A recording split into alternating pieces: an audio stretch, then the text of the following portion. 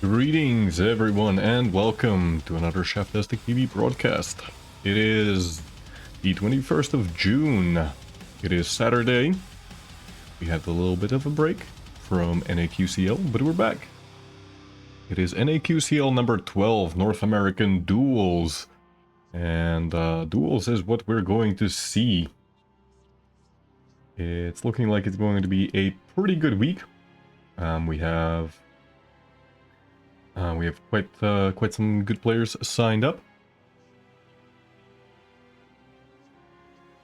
I unfortunately completely missed out on how exactly did last week's tournament go, but from what I've heard, it went pretty well, all things considered. That's always exciting. Of course, this is also going to be the first Naqcl since the Season 27 update, which is, which is fun. It's actually, like, personally for me, it's been playing really well, like really smooth, you know. The LG feels just really menacing with the higher rate of fire. The 100-tick servers, they feel good. The servers in general, they seem to be working better than before. So hopefully we're going to get some really good matches. I do wish to see, you know, how exactly the pro players are going to, well, pro players, not all of the players that we have signed up are professional, but I do wish to see how the competitors are going to react, you know, to the 6 damage LG and the champion changes. DK is the most notable one. Anyways, what do we have? What do we have going on? The bracket, is the bracket updated? Let's check. It's not updated yet, so we're gonna have to wait a couple minutes, probably not that long. But in the meantime, we can just, you know, take a look at who do we have signed up so far. So, we have Animal, Anarchy, Breakage, Broomsley, Carson, and Dramis, the two legends of Naqcl, and Georgie and Twitch. I'm pretty sure Georgie has played at least in one of the Naqcl tournaments in the past. So, great to see him sign up again. And Twitch, who's also pretty damn good. Pretty damn good. Looking like it's gonna be overall a pretty good good tournament this week. Approximately, you know, like the skill gap isn't as big as it used, as we usually see in some of the earlier brackets. You know, when you have like high gold players, kind of like your lowest ranks. That's a pretty good matchup overall. The standouts are of course Carson and Dramis. 7 randos and Dramis, well, I guess that's one way you can say it. But yeah, for now, just waiting for the brackets to get populated, which I'm not sure how long it's going to take. It's going to be a couple minutes, but in the meantime, you know, we can just chill and enjoy, and we can talk about the update. /QC saying that hitscan feels better, but Azure ping variation is still is there. I mean, yeah, kinda. Twitch also isn't a rando. Twitch is by no means a rando.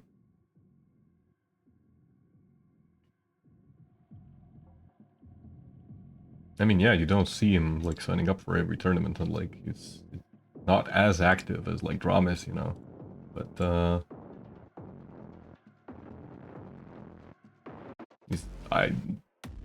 he's not also not like there's very few players overall, not just in NA, but just overall, you know, how many people can actually compete with Dramis, but like still he's not bad.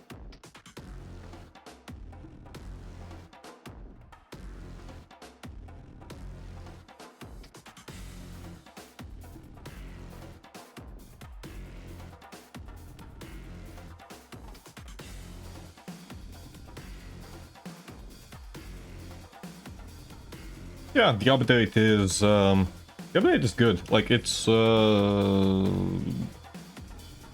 Some say that it's a little underwhelming. Some say that it's like the best update ever. The truth is probably somewhere in between, but it does feel really nice. I like the change to DK. Gives his ability a little bit more purpose, you know. It's just it's nice little changes. It's nice little changes. There's nothing controversial in there. It's just all, you know, really solid stuff. Even the like starting shotgun change, I do wonder if some people are going to be using the starting shotgun. I still think it's a little bit on the weak side, but at least it's slightly, ever so slightly more, what it's called? Reliable at very close ranges. Carson's party? No, the Carson.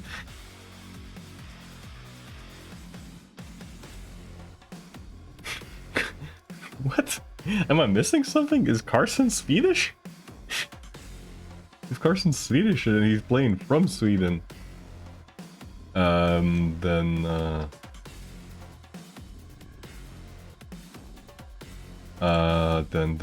what the hell have I missed? Anyways, we have brackets. Let's take a look at the brackets. Dramis versus Twitch, Breakage versus Georgie, Carson versus Broomsley, and Anarchy versus Animal. Honestly, I don't know, like any of these could be really good. Any of these could be really damn good. What do you guys think? Where should we hop in? You have like 2 seconds to vote.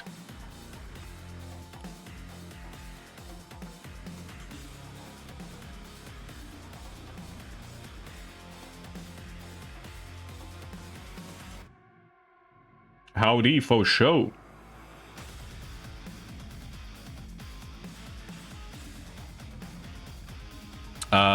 Right. I don't know. I feel like I want to see Anarchy versus Animal. Yeah, let me write to Anarchy. He's not in game yet. Animal? Is he in game? Animal's in game. Hold up. Don't tell me Anarchy forgot about the tournament. Don't you dare.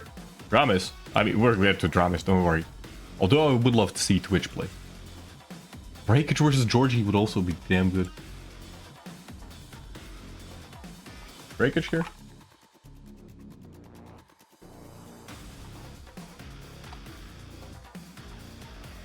They are here. You know what? Screw it. We go in Breakage versus Georgie, and then we'll follow that side of the bracket.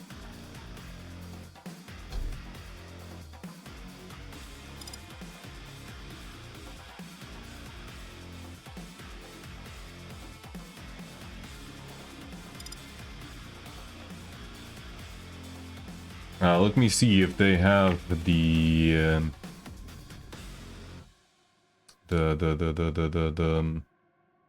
picks and bans.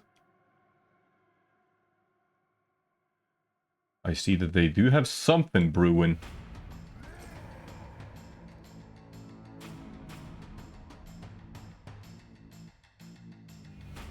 And this going on? Yeah, screw it. We go in Breakage versus George Lopez. It is Georgie. It's not George Lopez. God dang it. Yeah, this is a really, like, as I mentioned earlier, like, I think Broomsley is like the lowest, like in terms of like, I know that like ranking doesn't mean all that much because there's variance, you know, and just because you're lower ranked doesn't mean that you can't take maps away from somebody.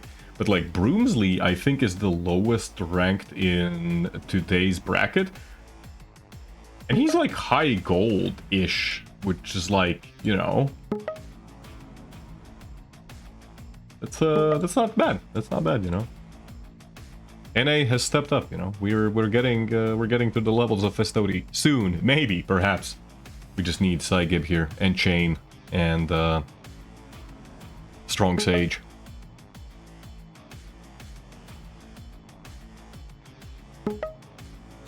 Also, hey, Kairos.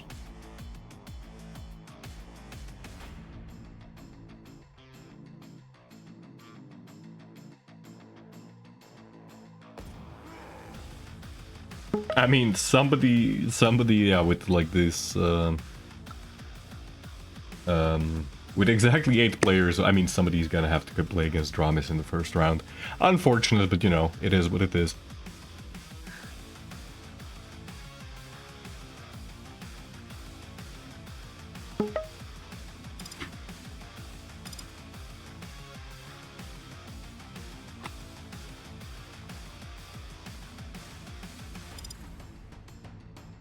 Georgie's asking me why do I want to stream him? What do you mean why do I want to stream him? Oh boy. Oh boy. Poor old Georgie. Anyways, the map pool. Veil has been banned, Awoken has been banned. The first map to be played is going to be Corrupted Keep, and we're immediately moving on to Exile. Deep Embrace and Molten Falls also get banned, and the final map, if we get to the third one, is going to be Ruins of Sarnath.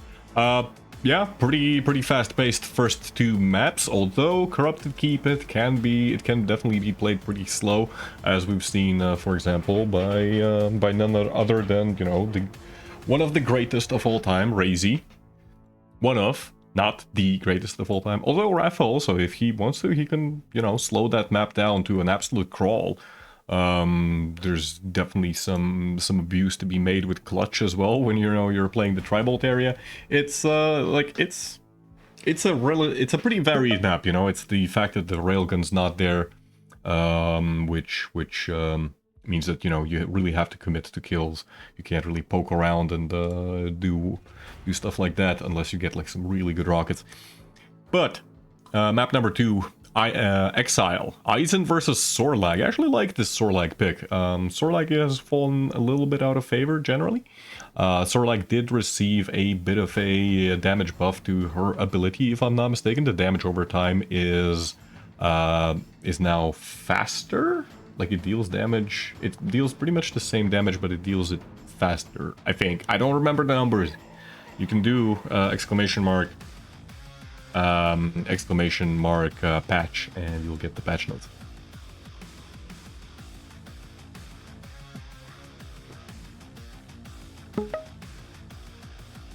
Breakage going for that Death Knight pick on Ruins of Sarnath. I don't know. Like, it's weird to see Death Knight on Ruins, but it is what it is, you know.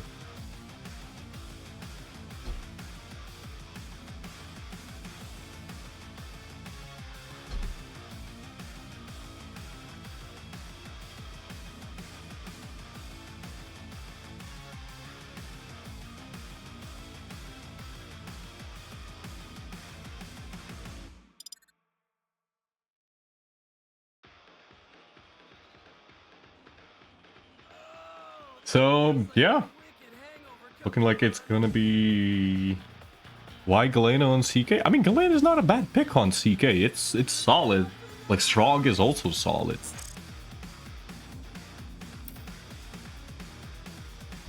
Ooh, we got Cthulhu, also known as the Cookie, in the lobby as well. So that's cool. And we got Breakage versus Georgie. That's not how this works. There we go.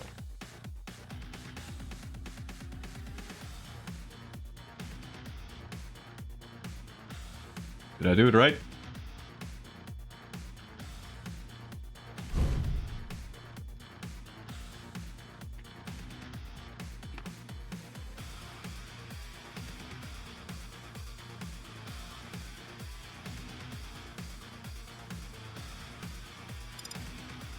There is a bug. There is a bug which we found out, is that apparently the Leviathan new rocket launcher skin apparently causes the spectators to crash, and there was a pretty good clip made with Rob yesterday while he was casting Gestodi. Like, the game crashed and it made like a really nice beat. And then, you know, Rob just decided to have a bit of a dance party.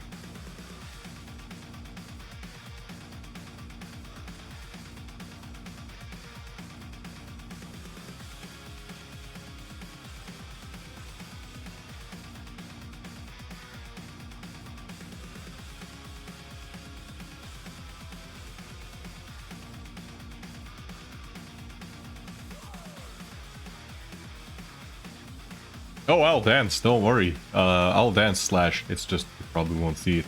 Oh well, what can you do?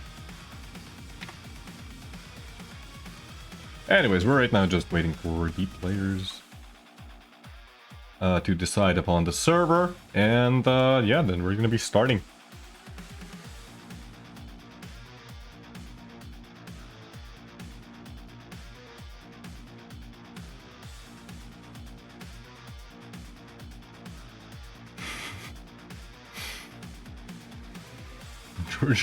Georgie's a colorful character.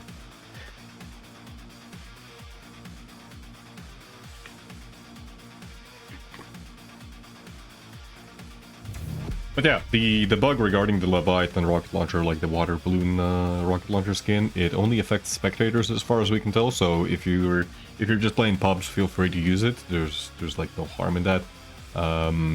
But yeah, if somebody's going to be spectating, be ready. It might crash the spectator.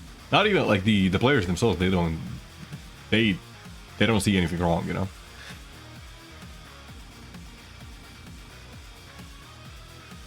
Anyways, we are loading in. We're loading into map number 1, which is Corrupted Keep.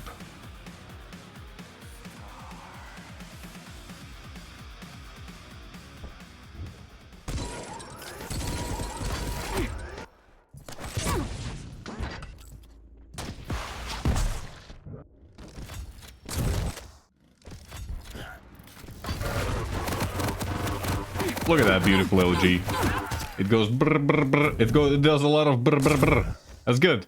That's good, right?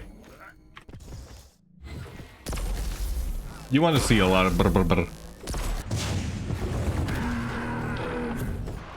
Prepare to fight.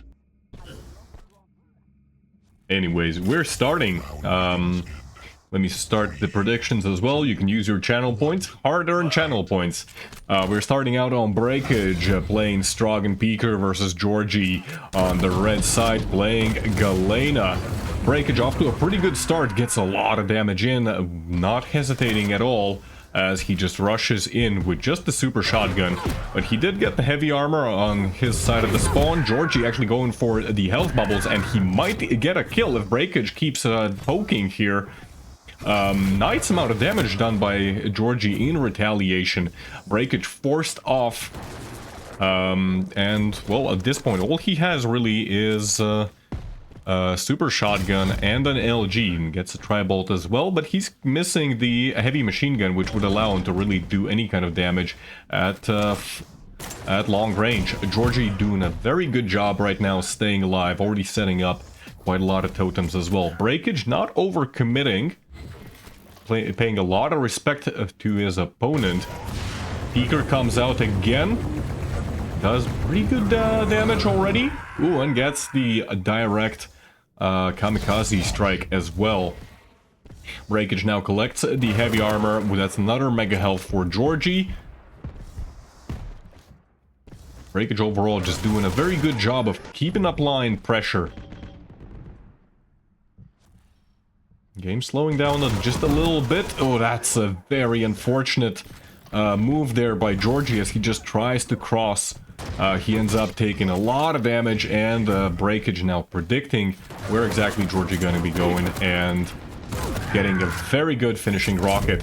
Nice attempt there to go for the spawn frag. Unfortunately for Breakage, the LG doesn't really connect and has to retreat. Georgie might be stuck in that tri-bolt area right now, although he does get away. Breakage already posturing to pick up the mega health.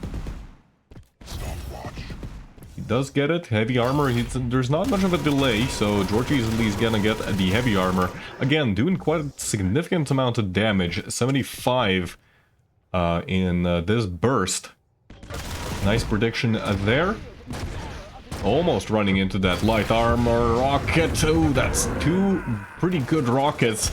The stacks aren't massively different, but it is still Not looking good for Georgie right now. He is going to be getting onto the heavy armor. Breakage, he never left and he's already set up. Going to deny this light armor as well. Going to get the mega health, and this is not looking good for Georgie at all. He is trying to heal up with the totems, and that's, you know, one of the advantages when it comes to the Galena pick on this map. Oh, nice move there by Breakage. Reading his opponent's position really well. Oh, but the click on the rocket launcher, he still ends up grabbing the heavy armor. Georgie so low on health, but still alive. Barely, just barely. No armor on Georgie now. He's gonna be making his way over to the red room and gonna pick up a 50 there. Ooh, nice use of the tri-bolt there. Georgie doing a pretty good job of just, you know, staying alive, which is what matters. Right now, what he needs to do is find an opportunity, you know, for him to get pretty much a free major item. The splits between the items are starting to diverge a bit, and, well, this looks like it's going to be full control for Breakage now. Our strong player sneaking up towards the middle of the map. He's gonna hear Georgie dropping down.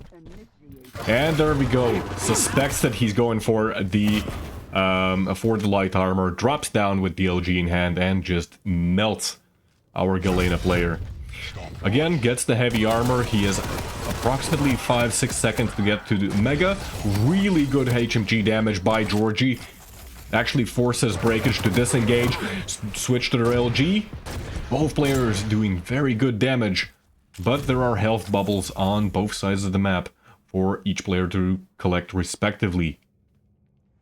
We're nearly 5 minutes in when we've had only 2 frags so far on Corrupted Keep. Georgie, he's in position to get the heavy armor. Both players engaging in some tactical shooter gameplay here.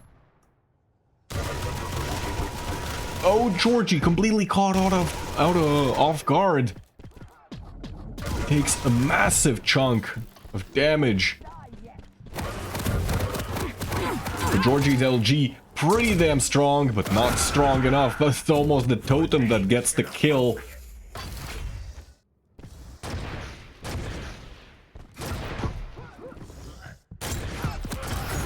Breakage now actually at a stack disadvantage. If Georgie just rushes this, he might be able to actually get a kill, and especially if Breakage... Yeah, he hesitated, tried to go for the 2 health bubbles, and ended up paying the price. Slight misread on the spawn. I think Breakage delayed it. On the bright side, Breakage doesn't really have weapons. All he was able to scavenge there was the super shotgun. And now this is a very good position for Georgie. He gets the heavy armor. He's going to be able to get the mega health as well. He has the rocket launcher and LG, the 2 critical weapons on this map. Ooh, a little unfortunate engagement there by Georgie. Georgie. It's a fun name to pronounce, I gotta say. Another totem is going to be deleted.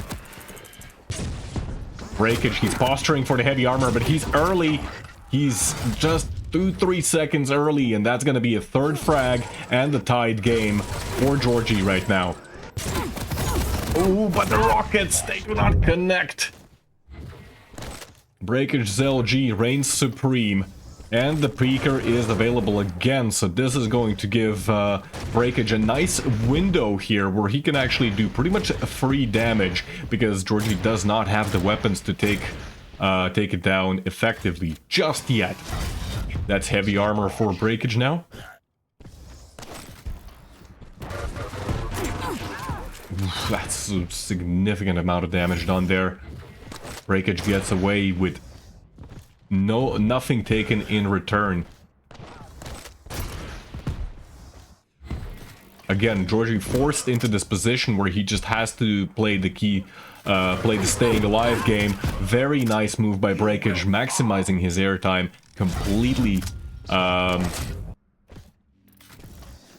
Completely not giving any information to Georgie.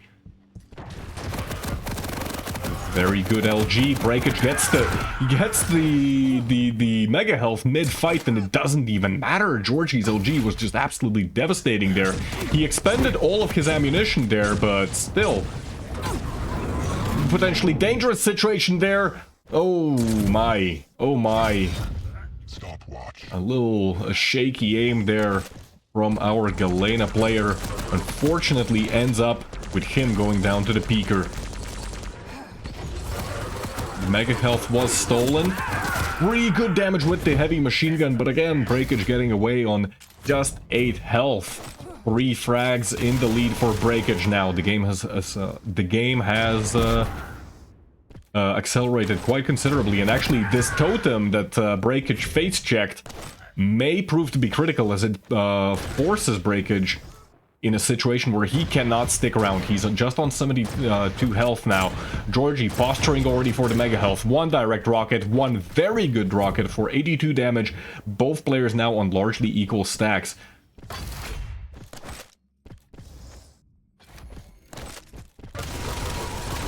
Again, we have an H&G battle. Georgie loses out and he's forced away. It's going to be another heavy armor. There's 3 frags for Georgie to make to get this to a tied game. And I'm going to switch actually over to Georgie just to see what exactly can he do. He does deny the peeker. Is he going to drop down for this mega health? Ooh, very close, but just 45 seconds left. Maybe he had to take that risk. 100 damage done by the totems, and Breakage is now in a horrible position. He's on like 50 health. Does Georgie realize how close to death is Breakage? Well, it doesn't really matter because he can't find him. Breakage doing exactly the right thing. He's not making a single sound right now. And Georgie's pretty much running blind. Georgie quits the match. I guess that's him admitting defeat.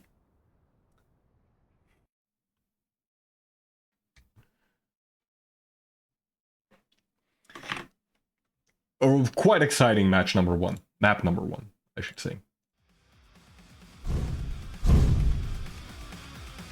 Very well played by Breakage. Good moments there from Georgie. Oh boy. Totems are indeed pretty damn powerful right now. It was 2 totems, admittedly, to do 100 damage, but still, like, that's, you know, that's nothing to sneeze at, you know? Breakage is ready, Georgie is ready. We're going to be hopping into map number 2 soon enough, which is Exile.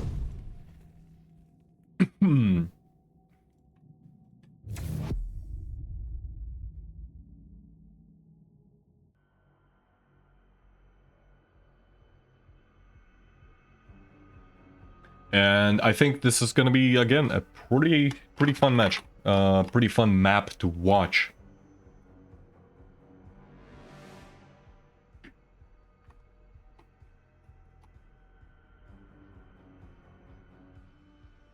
Georgie really had so many moments where he had definitely the opportunity to take down Breakage and, you know, get a couple frags on the board, and then can take complete control of the map. Very unfortunate, you know, for him that it didn't work out in the end. But yeah, with just 3 frag difference, you know, and being forced into that situation where you have to play dangerous, it's tough. Really tough. Moving on to map number 2, it's going to be Exile. In the blue corner, we have Breakage playing Eisen. Immediately, 5 seconds, not even 5 seconds into the match, we already have Breakage screaming for his life as he gets, as he steps into, well, doesn't really step into, just gets a face full of acid from Sorlag, played by Georgie. Ooh, very good defensive rockets. Georgie tried to get some... oh dear, oh dear. Georgie trying to get some more LG ammo, but all of this ends up actually delaying things quite considerably. Breakage still, he's not going to be in position to collect the heavy armor, doesn't stick around. Ooh, nice positioning there for from Breakage.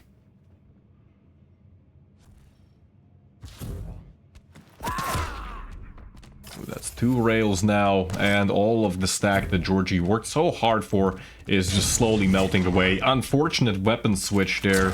Probably would not have mattered. I don't think Breakage would have been slowed down enough. Georgie now trying to posture with that heavy champion stack.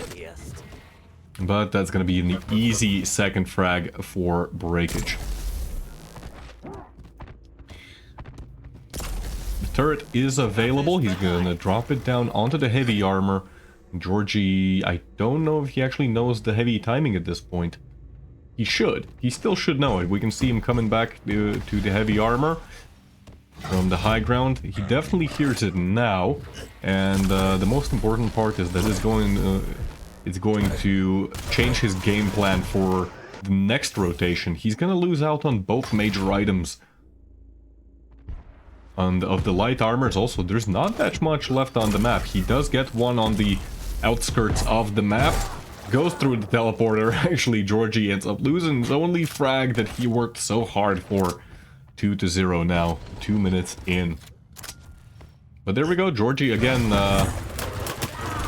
setting up already for that heavy armor. Very nice move by Breakage. A fake out. At least it looked like he was faking it. Oh, and a great rail.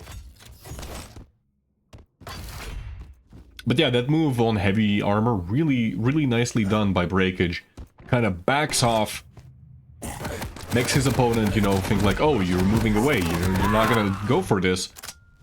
And then you just double back and go for the heavy armor at exactly the moment when your opponent's dropping down onto it. Really good LG in the last fight there by Georgie, allows him to take fight. Breakage caught up in the corner there, has to make, you know, a bit of a Hail Mary push for the mega health at that point, but 2 rails is all that's needed. Pretty good position now for Georgie, unfortunately just missing shots. I think Breakage is on average hitting considerably more right now. Yeah, 64% rail versus Georgie's 30-something. 28 now. But I think the most critical part is actually that Georgie has fired only 7 rails, whereas Breakage has fired like a whole 15 of them at this point. Nice read there by Georgie. Heavy armor is up. Breakage not dropping onto it. Ooh, but the turret's so doing so much damage.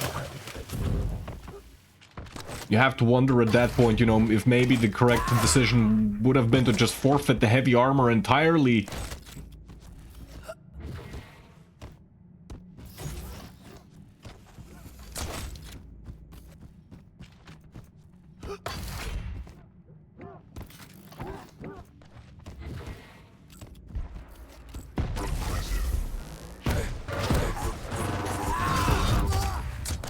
Devastating LG. On the bright side, Georgie was able to deny the heavy armor, and after this fight, he is going to be on a greater stack, which doesn't matter as he goes out the off the map.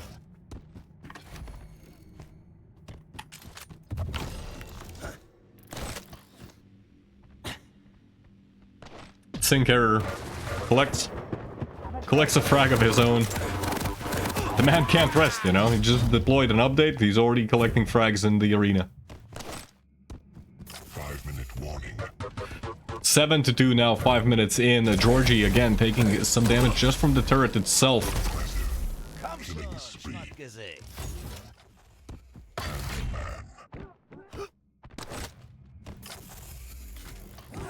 Breakage on the other hand, playing just a very solid game. You know, not really Not overextending, not doing any crazy pushes, just playing a very solid game, being aggressive when he really can afford to do that, playing the rotations.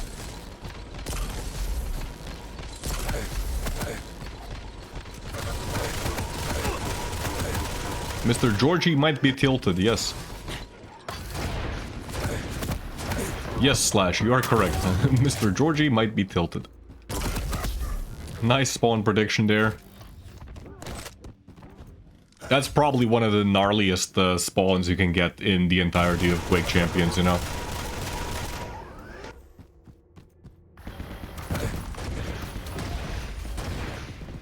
(10-2). The window for Georgie's comeback is slowly closing down. Breakage is already spamming the rockets on top of Mega Health, but again, I really like these moves, you know, like Breakage, when he's not able to get a major item, he ends up doing just so much damage that it just doesn't matter. Really good LG there. Georgie, very low on health, has to drop down. He does get the railgun, whereas Breakage is completely out of rail ammo. But look at his stack, again, very, very tough for Georgie to take a fight here. Especially, you know, with the thick hitbox of Sorlag.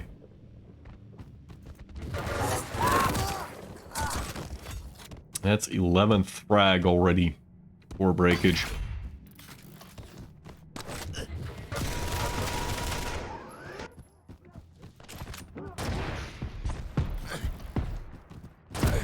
It's getting to that point where, yeah, if Georgie wants to get back into the match, he has to make like really crazy pushes. You know, no breaks allowed. That's so unfortunate. Even the heavy armor that you would have thought our Sorlag player would be in position to collect. Would be able to get that, but no. It still goes to our Eisen player instead.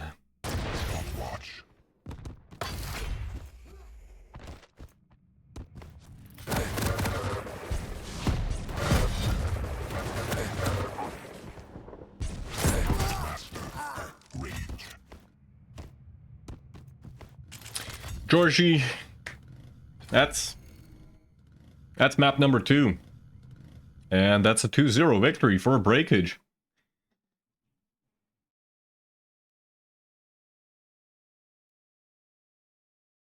Definitely not as close as we saw on map number 1, but hey. Actually, I think... no! Corrupted Keep was actually Breakage's pick, and Georgie picked Exile. So it ended up actually being... yeah, it ended up being Breakage struggling on his own map choice. Anyways, that was Georgie versus Breakage. Somebody really wants to see Georgie win. Doing all their predictions on them. Nope. Nope.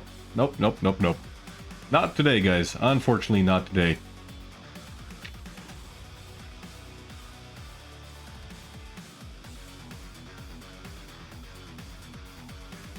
Yeah, that's the first round. Let me see if we can find somebody is streaming the other matches. I do wonder what Church of Quake is streaming right now. Is Dramis streaming? Dramis. Man, I don't know. Why does Dramis not stream?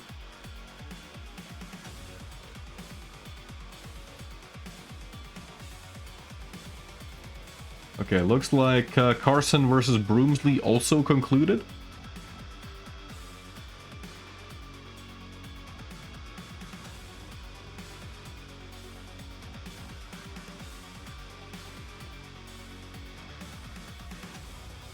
Let me see.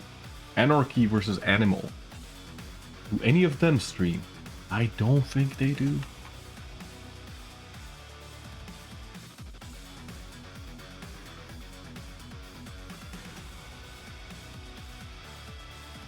I don't think they do, unfortunately. So we're gonna have to wait here a little bit until we find out what is the result. Because yeah, the Carson versus Broomsley also concluded pretty damn early. The brackets. So wait, did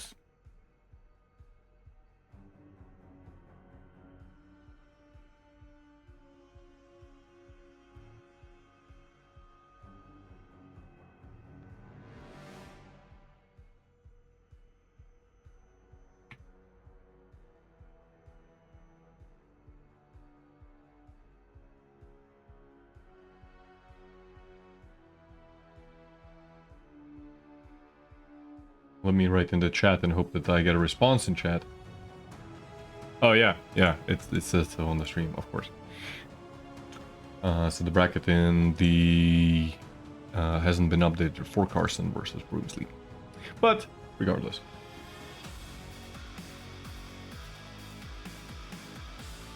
So yeah, we can't really redirect you to any stream.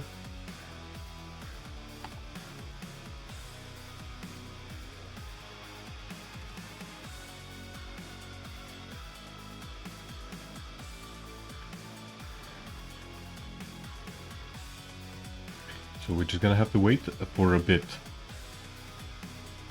Just a little bit, you know? Just a tiny bit. Yeah, next up it's going to be most likely. I'm not like saying, you know, that Twitch has no chance, but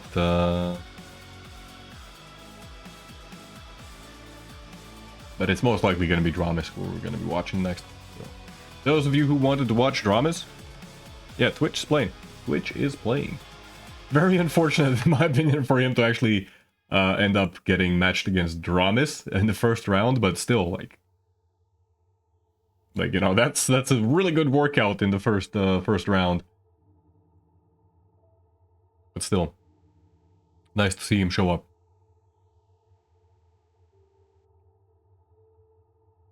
Sonny, when the hell are you gonna be signing up? Huh? It's on Saturdays. You can afford to play like Baldur's Gate, you can afford to play like Lawnmower Simulator in your back garden. And you ain't even signing up. Come on, man.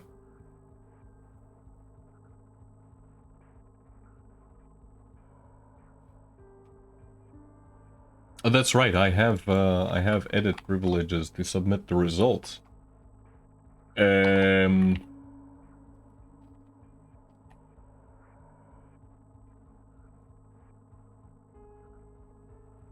I am gonna allow Hickory to do that because I don't know.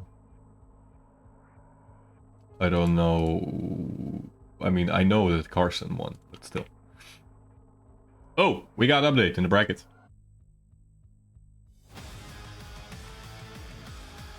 Bam. So Twitch ends up going down. It is going to be Dramis versus Breakage next. Carson is going to be playing against either Anarchy or Animal. I am not sure. Kind of unfortunate. I think that like that match, I think nobody ended up streaming that one, but it was probably really good match as well. Georgie is going to be playing against Twitch in the lower bracket, and then Broomsley going up against either Anarchy or Animal. That's still to be decided.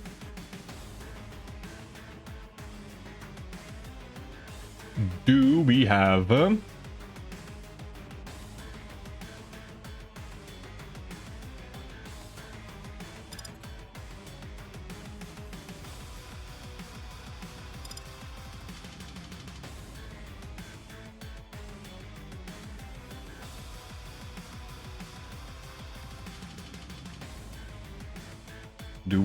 Do we have?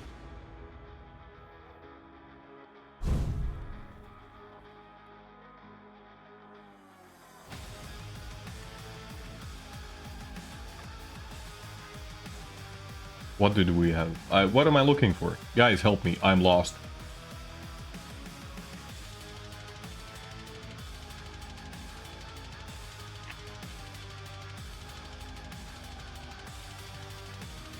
Right, I'm looking for the picks and bans. Picks and bans. Old Hickory has also been invited to the lobby, so you have a choice. You actually have a choice between Deliberate Murder, Church of Quake, or Shaftastic. You can watch all 3 streams at the same time to watch this game, which is crazy.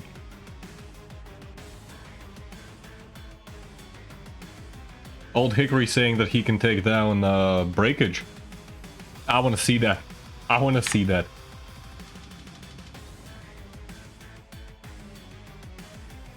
I think that's going to be a good match, you know? Not for Hickory, but it's going to be fun to watch, at least if you like murder.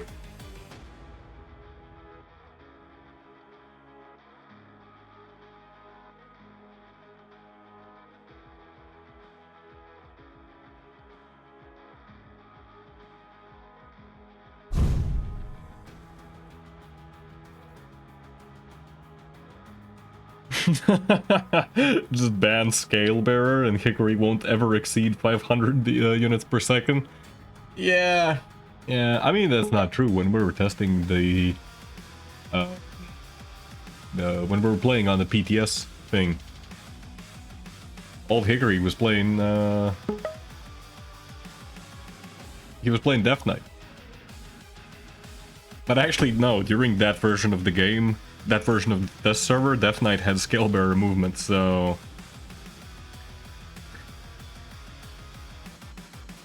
you just want to be here with me, Slash. That's pretty gay. But I don't care. You're welcome to be gay if you wish.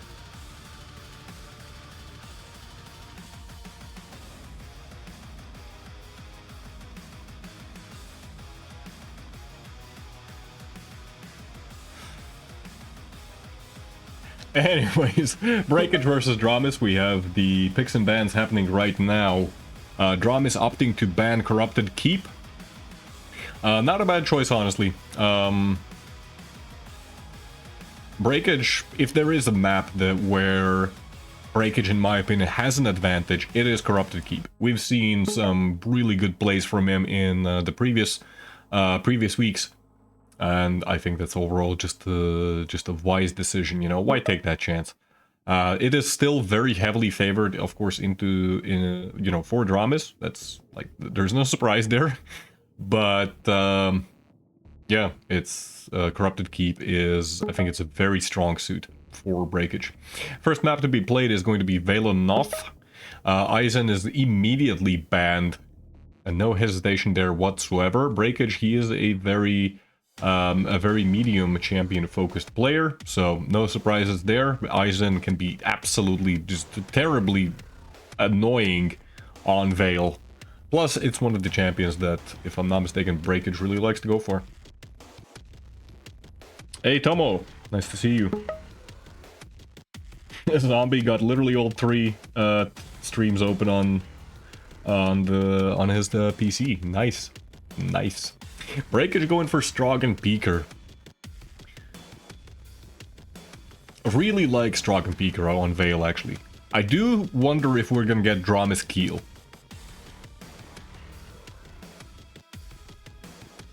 Is it gonna happen? But yeah, Strogan Peaker is a pretty damn good pick on Veil.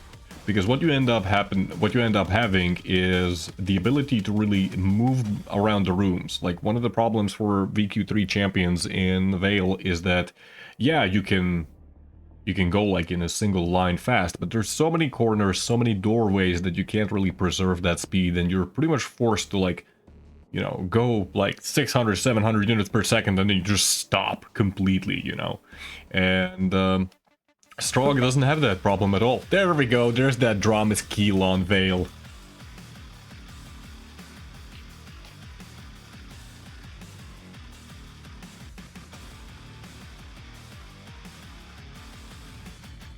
Yo, RMV started playing Quake Champions again? Hell yeah. Somebody tell him to sign up. Right now. Somebody just go and bombard all of his social media and just go like, RMV, you have to play play Quake Champions, Naqcl every... What's it called? Every Saturday at 3 PM EST.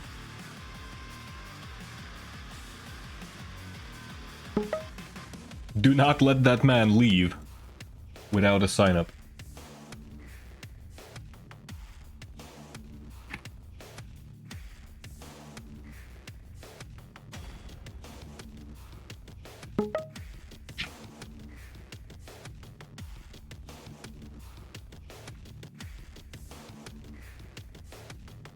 What is this? This is already the quarterfinals? Semifinals? Yeah, this is already theoretically the semifinals.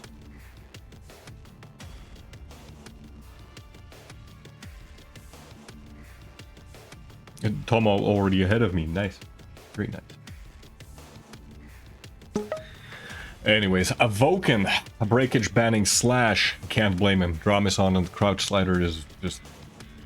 It's a nightmare. You can't catch him, you can't chase him, you can't chase him, you can't evade him. It's crazy. He's gonna be always moving at 700 units per second, you know, and faster. If there was no movement speed cap, Dramis would still hit the cap. As I say that, actually, Dramis is playing Athena anyways, arguably the strongest light champion that you can have on Awoken. So that's still not looking very good for Breakage. Breakage doing again Breakage things, playing medium champions. It's going to be Visor. Really nice position for him on Deep Embrace though, because Athena ended up being picked on Awoken. He gets, in my opinion, possibly the best medium champion that you can get on Deep Embrace, Doom. Although Ranger is arguably better, maybe. It's a 50-50. And Dramis ends up picking Naqcl, but that's a question if we even get to a Deep Embrace. Ranger was, of course, actually banned on Deep. So, yeah. First map is going to be very difficult for Breakage. Both of them have really strong picks, but as we've seen, Dramis, Keel, Veil, it's a deadly combination.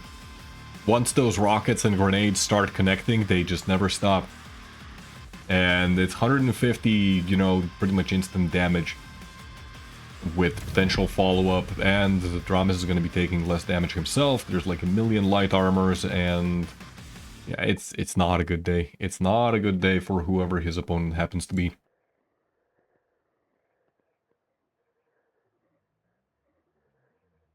James Dean, welcome, welcome, welcome. Sunny saying that doesn't matter what the champions are, Dramis clicks real good. I mean, yeah, he is a bit of a clicker. That sounds like a slur for whatever reason. But yeah, Dramis clicks real good. No doubt about it.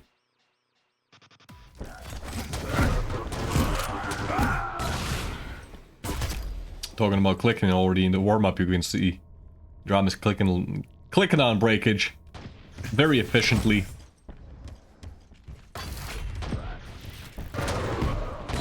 I mean, Breakage's aim is pretty good as well. Like, it's not to be underestimated. But look at those fancy grenade jumps we're doing here. Anyways, let me set up at the... 3, 2, 1. Sit down. Your turn's coming. Let me set up the predictions. We are starting out on none other than Dramis playing Keel. Ooh, very, very messy fight there, and actually Breakage gonna get the first frag thanks to Peeker.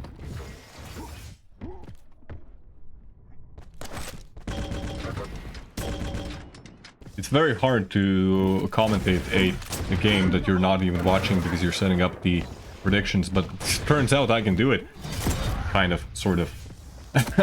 Anyways, very good engagement there for both players, really kind of exchanging Exchanging hands, exchanging control. Exchanging hands? I sure hope that they don't have like spare hands just lying around, you know, next to their desks that they pass around in a circle. Dramis, he's already setting up for heavy armor. Oh, very unfortunate for Breakage to take that rail in his back. He's a little bit early for this mega health, but Dramis is going to be a little bit late to it. Breakage not dropping down just yet. He's actually sticking around, gonna do just a little bit of tickle there with the LG. Arguably, heavy champions have been buffed in the most recent update.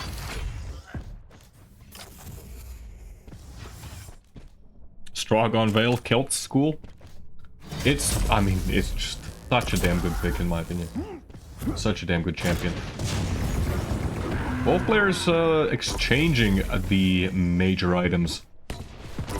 Ooh, very good rails coming out from Breakage. But Dramis, all of his armor has been depleted. He's sent packing away, and Breakage still. He's applying pressure, checking every corner. Another great rail for him. There's a fourth one in a row. Ooh, dangerous situation for Breakage, but he actually drops down. Dramis completely caught off guard. Has his kneecaps surgically removed.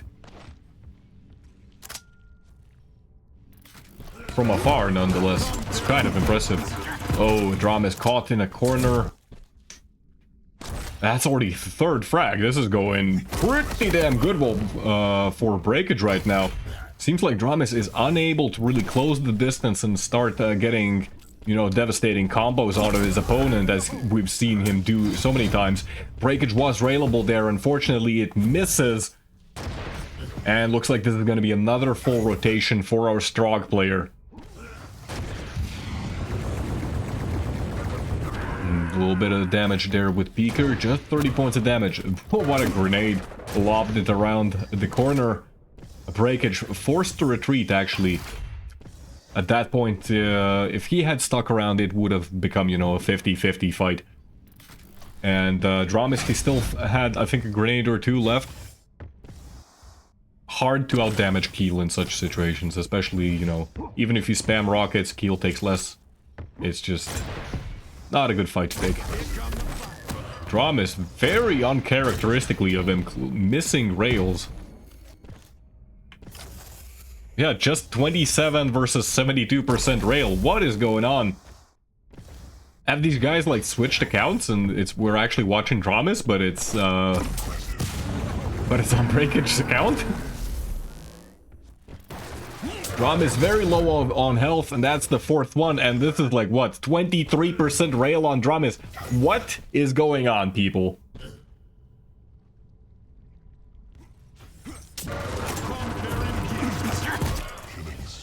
Terrible start for Dramis, but an amazing trap there. That's such a Veil on Naqcl classic, you know. You just wait around the corner to hear your opponent coming for the rocket launcher. Oh my, that's so much damage, and even then cannot get a kill. Oh dear, Breakage, he actually falls down. This might be a Dramis' first frag, but he ends up hitting the pillar with his face. Hate to see it, but you know, it sometimes does happen. 7-0. Dramis being absolutely schooled by Breakage. There we go, finally it's gonna be the first frag for Dramis, but he had to really work for that. Well, oh boy. Oh boy. That's the sound of me laughing over. Oh boy. This Dramis is not wasting time anymore, guys. The comeback is happening, and it's happening way faster than anyone probably could have anticipated. His rails still not as good as we've come to expect. 10 health on Dramis. Breakage, is he railable? It doesn't matter. He was railable actually, but his rail is faster. It travels not only at the speed of light, it travels at the speed of light +1. 8 versus 3. Dramis had a very good run there. 3 frags in like, that's like what, 20 seconds? But Breakage takes back control. Heavy armor's coming up momentarily. Breakage sticking around. Poking his head out at the wrong moment and ends up being decapitated. Good juggles there by Dramis. You gotta love the respect, actually. Wait, he's okay. I thought he's gonna end up giving up Mega entirely, but no, just delaying it. Actually, that's a pretty good delay. That's a really good delay here, because now he can really push Breakage away from the heavy armor, and there's still gonna be like 15 seconds for the next Mega, and Breakage doesn't really have a whole lot of items left on the map to collect.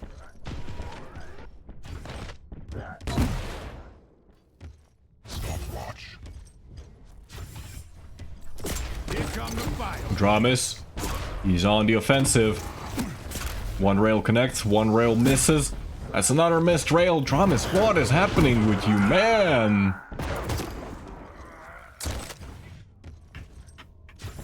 Still gets the kill, but still, it's far from, you know, far from efficient. Dangerous situation now for Dramis. He does end up getting thrown into the air thanks to Dramis's explosives. One frag difference now. The gap has been closed. Almost. Nearly. Oh, and there we go. There's those combos. There goes those combos. 8 versus 8. It's a tied game. 8 minutes into the match. Breakage already setting up for mega health. If Dramis is gonna come through this teleporter, he might be able to do significant damage, but he's missing his rockets and gonna be pushed away by by Breakage ZLG.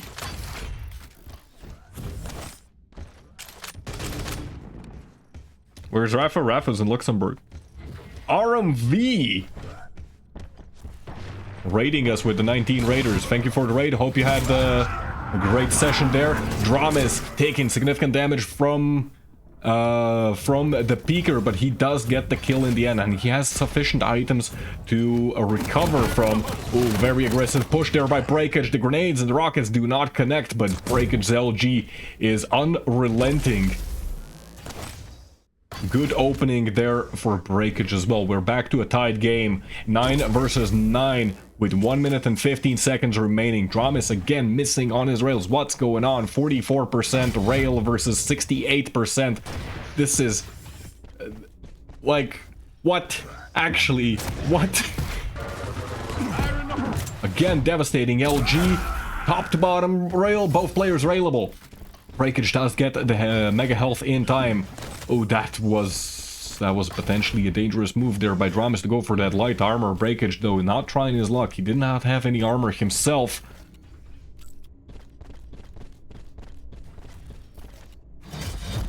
The Dramis train never stops. It keeps going. Even after the match is over, it still keeps going. Breakage setting up for the mega health, picks it up in mid-fight and hits the final rail. Dramis goes down, 20 seconds remaining. Dramis has full set of grenades available, but he has no weapons. He makes a rocket jump up, actually gets intercepted by Breakage's rail. 7 seconds remaining. Dramis is going in, 6 health on Breakage, and he goes down. GG, called by both players.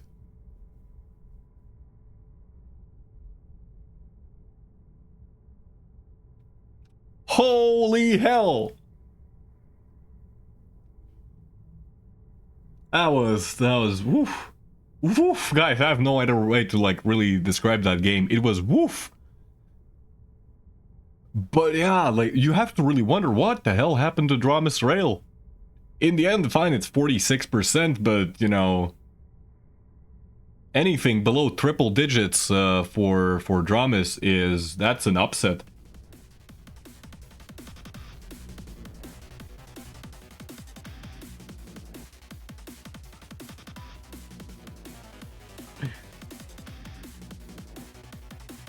Hot damn. Let's see how many people lost their points.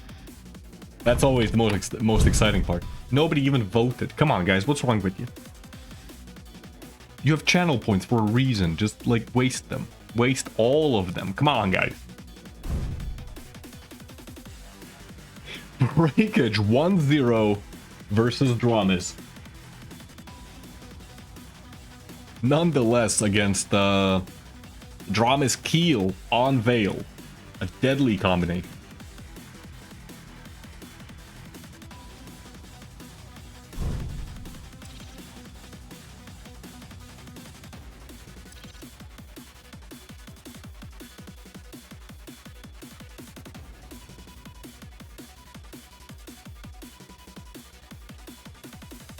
Tones saving all the points for me. Oh, that's sweet. That's very sweet. But you're going to be waiting a long time in that case. You're going to have like 2 million at that point. Probably. Maybe. Because I suck, dude. Anyways, we're loading into map number 2, which is going to be Awoken, Athena versus Visor.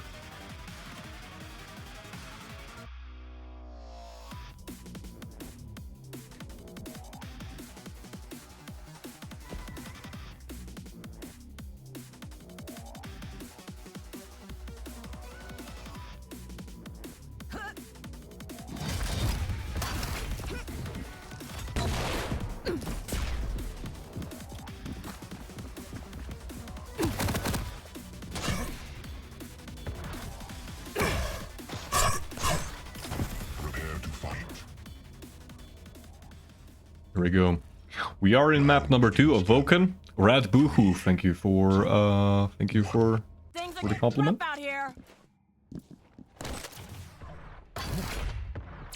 Always nice to hear that somebody actually likes this nonsense that I'm doing. Dramis wasting no time, hitting directs already 10 seconds into the match. Oh dear, Breakage not hitting those rails as we saw previously. Very swift first blood for Dramis. You know what's the most exciting part? That we might see the match go to Deep Embrace. Which is exciting to me. Very exciting to me. Breakage making an aggressive push with the LG. He gets pushed away by the Dramis rocket launcher. It's a pretty good stack on Dramis, and he's making a very aggressive push himself. Nice use of those grapple hooks there. Goes in. Tries to get a good rail hit, and immediately disappears. I do wonder what's the idea here with the Visor pick. Of all the maps, I don't think, you know, Visor is as good on Awoken.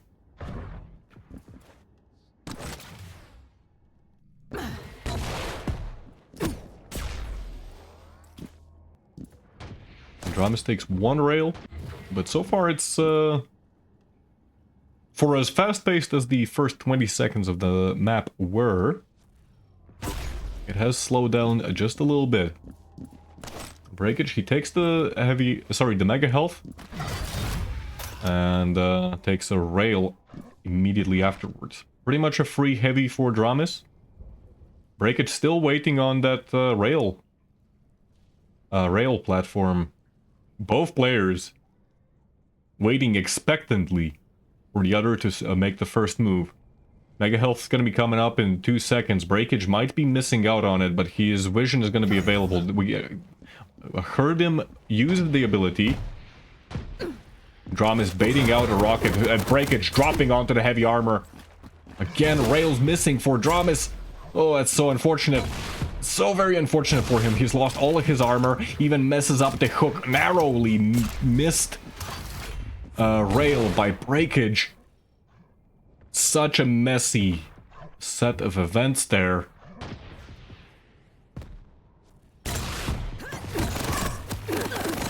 Ooh, very good rockets. Both players trying to go for the mega health, but in the end, Dramis reigns supreme. That being said, Dramis is playing a light champion, and that overstack, it disappears faster than you can, than you really expect it to. So his stack advantage after that fight, even though he got, you know, quite a lot of items off of that. Oh, the misread! The complete misread of the position, but still uses the hook to actually get the mega health. Breakage so unbelievably low on health, he has to retreat. He does pick up the light armor. He gets 1 health bubble as well. Breakage, I think he's still railable even after all of that. That's another heavy armor for Dramis. Breakage trying to make some moves. Unfortunately, takes a huge amount of damage there. Oh my. But this is now a terrible position for Breakage because, yeah, I was gonna say, it's probably better for him to actually suicide there because he lost out on everything. He picked up the light armor, he picked up all the health bubbles, and he was 50 health. There was no way for him to contest the major items at that point. Sometimes, yeah, sometimes it's you may just want to sit this one beautiful out. rail, by the way. I just want to point out there, but sometimes it comes to a point where killing your opponent actually puts them at an advantage because they spawn, you know, with more stack in the end. And very nicely done there by Dramis to let go of his prey. There we go. Breakage gets back into the game.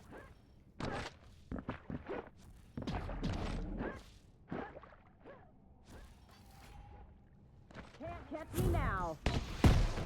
Oh dear. Breakage may be playing wiser, but he definitely did not see that coming. 5-minute warning.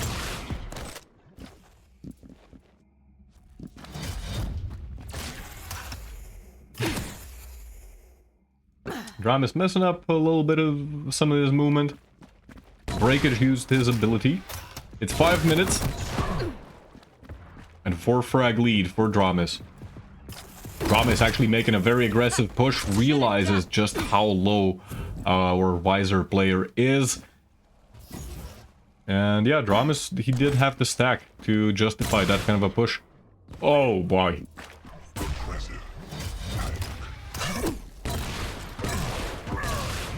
Breakage taking again a lot of damage from those rockets. 6-0 now.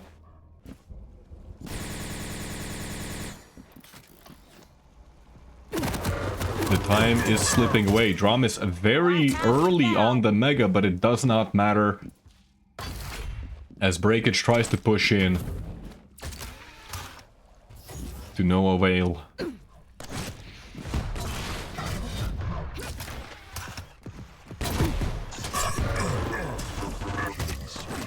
Yeah, Dramis, he looks pretty upset about what happened on Vale, and he's just... Or maybe he was toying with Breakage, we don't know. Yeah, maybe he was toying with Breakage on Vale enough, and now Dramis really locked in. Hit him hard and hit him fast. These rockets, they feel like they're heat-seeking, you know? Maybe Breakage should have played the Sorlag. Because, get it? Lizards, and like, they're cold-blooded, and... It's such a terrible joke, no one's gonna understand that. You like that?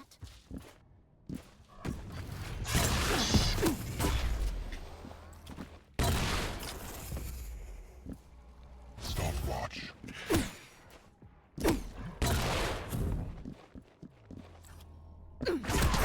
Breakage dropping onto the heavy. Dramis, 10 health. But he still lives. 3 minutes remaining. It does not look hopeful for Breakage.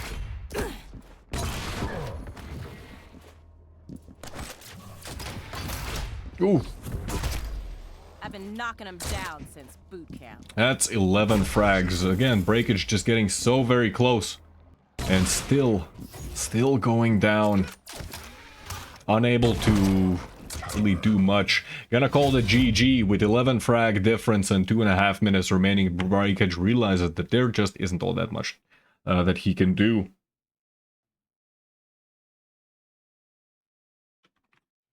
But that's just map number 2. We are going to be going over to map number 3, which is going to be Deep Embrace. Right? I think it's Deep Embrace. I hope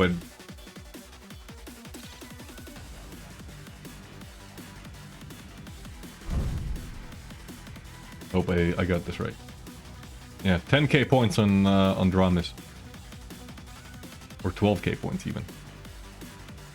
There's a lot of points on Dramis. Yeah, very decisive victory. You know, after what we saw on Veil, I did not expect it to be so one-sided. Still, I think Tomo said this in the chat as well, that, like, okay, yeah, the Visor pick, it's not a bad pick overall, but it's weird to pick it against Athena.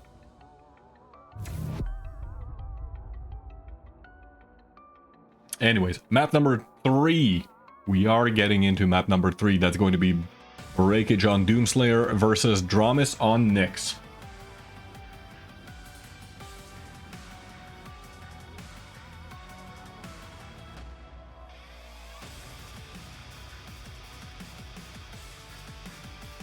James Dean gets 17 points. Actually, yeah, it looks like there were like 200 or something points. Somebody voted for Breakage is what I'm trying to say.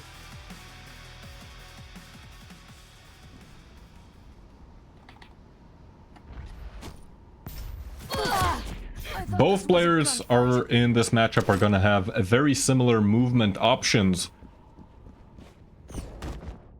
And Prepare to fight. yeah, you have to be careful when it comes to the rail, because it's going to be a decisive weapon. 1. Fight.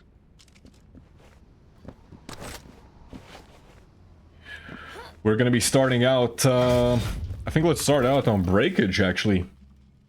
Gets the LG spawn, picks up the Meg health, and now looking to collect the railgun pretty much immediately. This may already prove to be a misplay from Dramis not to secure the rail early on. As I say that, 2 rails already connecting for Dramis, nothing for Breakage. What we generally see on this map is whoever happens to get the rail spawn, he's going to be trying to hold on to that for as long as possible. Nice move there by Dramis, not going for the major item. Actually realizing that his opponent is unbelievably low and trying to get the kill. Pays off. 50 seconds in, it's 1-0 in favor of Dramis.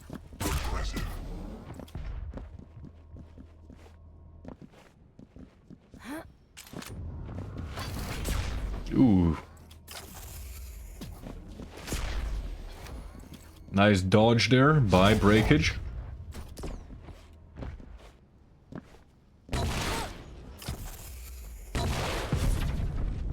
There's only 4-second split between the major items. Ooh, Dramis a little late on firing the rail. It's gonna be traded.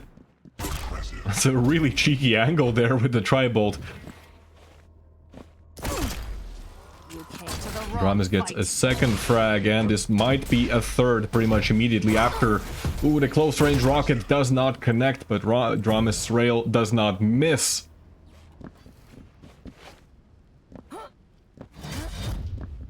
The spawn frags are also a very real danger, which is partially what makes railgun the most important weapon on this map. As we can see, that like 2 minutes in, Dramis has not even collected the LG. He actually just does not care. His main objective is just to keep applying pressure non-stop. There we go, we're gonna see him try and get another rail immediately off spawn. Breakage not gonna jump, so it's not gonna expose him, but still, Breakage he's doing the right thing. He's trying to collect the railgun, but It's pretty damn tough when he's so low on stack. Shadows hide me. And now it's going to be full control for Dramis. Both mage items go to him, and not only that, he's actually gonna be able to get the timings in his favor as well. As I say that, Breakage hitting just insane LG there. Dramis caught off guard. Nice defrag moves there by Breakage. They do not work out in the end. And yeah, his short victory is... it's short. Dramis, very low, 37 health, has to retreat. Did not have Ghost Walk there either. So had to fully commit there. Arguably that suicide there by Breakage, a little, maybe showing a little sign of tilting. He could have done damage there before going down. But again, similar situation. There's nothing left on the map. He already took a significant amount of damage. You might as well have a complete reset, especially on a map like Deep Embrace, where frags can just come like in an instant. Beautiful direct rocket into a rail finisher. That's going to be a heavy armor for Breakage, and now a significant time for Breakage to actually start setting up for mega health. Dramis unbelievably early, like almost 10 seconds early, and Breakage, he does not check the corner. He got the correct spawn, but he does not check the corner. Would have put Dramis in an awful position, but still playing it safe. Gets the heavy armor regardless. Dramis now, he's on a survival mission. He's gonna get the lower light armor, and he's gonna be gonna have the Ghost Walk available for the next engagement. Both players exchanging rails. Dramis very low on health. I think he's, even if the fight comes, I think he's still gonna save the Ghost Walk. As I said, that Ghost Walk was actually used to steal the heavy armor. Really nice move there. Dramis, he's still railable. Breakage, he actually disengages. Oh boy, the rail does not connect, but there we go. A little bit late to get to the rocket launcher spawn, but still very good position for Breakage. 5 seconds until heavy. He's a little bit late. And the direct rocket will finish the Dune Slayer's killing spree. Oh, that's another direct rocket.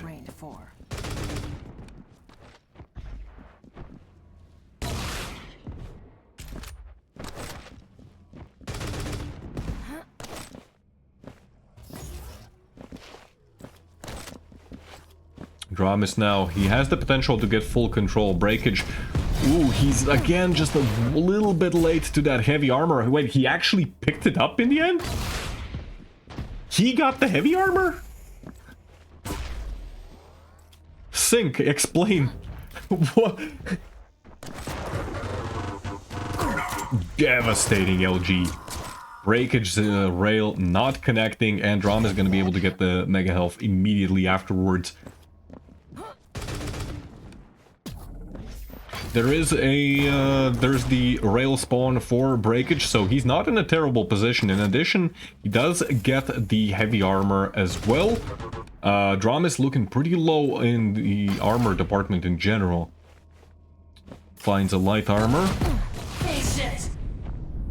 Not a bad engagement for our next player. As I say that, gets pushed off into the walls and then finished off by rail. Beautiful rails by Breakage. 2 very quick frags. A delayed spawn by Dramis. Does not want to risk getting cornered. Especially as a light champion, it can be unbelievable just how quickly you can fall to spawn frags. One rail connecting. Dramis still railable. Picks up the 2 health bubbles just in time. Breakage on the chase and hits Nix right in the feet. Even denies the light armor. Dramis has no resources on the map except for the Ghost Walk, which has been used aggressively to great success so far. Breakage stack has been slowly but surely whittled away. 2 minutes remaining. Breakage needs one more frag to tie the game up. He gets the mega health, gets a really good rail. He needed that, and the machine gun finisher. Possibly a movement error there. Dramis now, he has no Ghost Walk available for the next 20 seconds. He does get the railgun, but Breakage, he can just push into Dramis and get a relatively easy frag. As I say that, he goes flying off the map. Caster's curse be damned.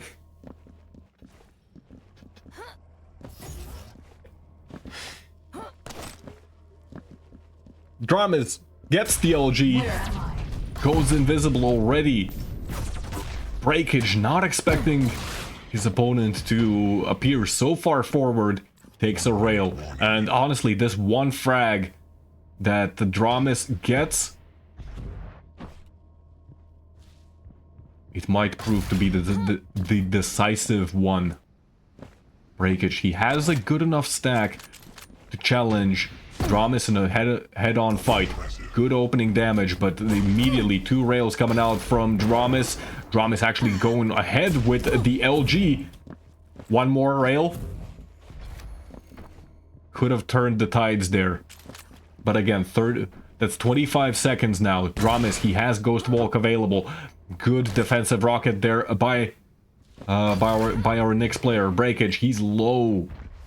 Hits one rail, but a great flick by Dramis is probably going to seal the game. GG called by Breakage. 56% rail. 56% rail on Dramis, 38% LG. Breakage saying in chat, he's pissed.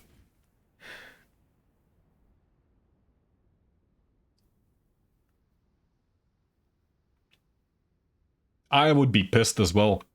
And actually, like, in terms of the major items, you can see just for how long Dramis was actually on the back foot there. 7 heavy armors versus and 4 megas. Breakage was at a significant advantage when it came to the major items. But in the end, still, it is Dramis who ends up victorious. Pepco saying somewhere railbot. Yeah. The game can get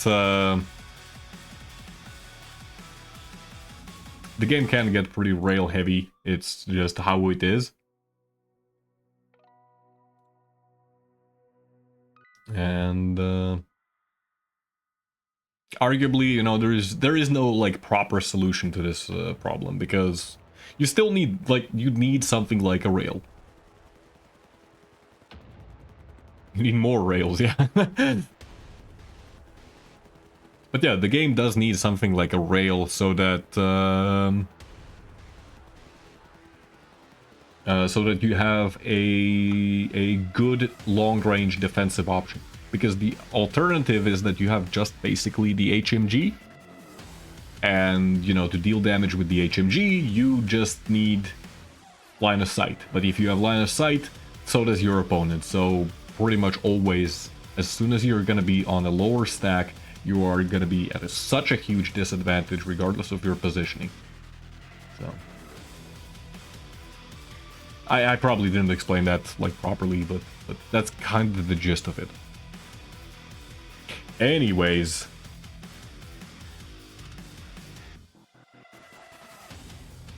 great series, really great series here. Awesome performance by Breakage.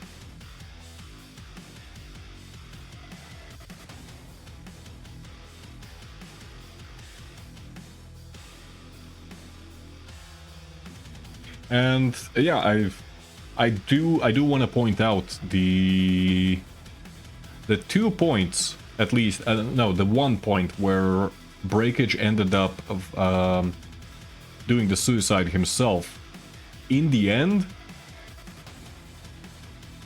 I don't know. There's arguments both ways. If he stayed alive for a little bit longer and maybe did some damage, maybe that would have like worked out for him, in that he'd be able to better contest Dramis on his next actual spawn. But at the same time, with how close the game was, what he did get is an immediate respawn on LG, and the Mega was coming up as well. He basically wasted no time there at all. So I can't blame him for doing that move. It maybe looked like it was a tilted move, but there's logic to the madness, is what I'm trying to say, I suppose. Anyways, Dramis versus Carson in the upper bracket. Unbelievable. Can you guys believe it? Dramis versus Carson. It's like the first time that we see this matchup. Cat champions land when? I don't know, dude. Cats are pretty bad at playing Quake, I've found. Ooh. I've been invited. What do we have going on in the lower bracket? Georgie actually taking down Twitch, and he's going to be playing against Anarchy. Animal won against Broomsley, or Broomsley forfeit. I don't know if that's like a mistake in the filing, in the result filing, or Brooms actually forfeit. But yeah, Animal ends up gonna be playing against the Breakage. Words are hard. I can't speak today at all.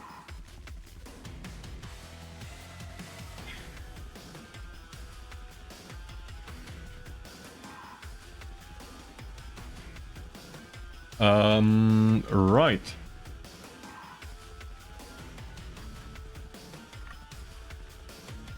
We have a picks and bans going on right now for Dramis versus Carson, so let's switch over to that.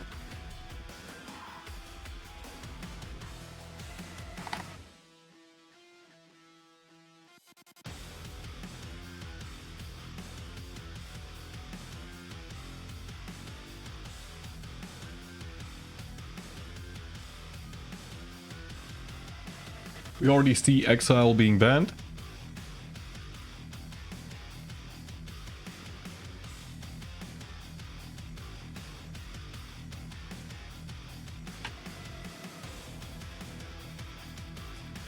Wait, that's an Exile ban by Carson.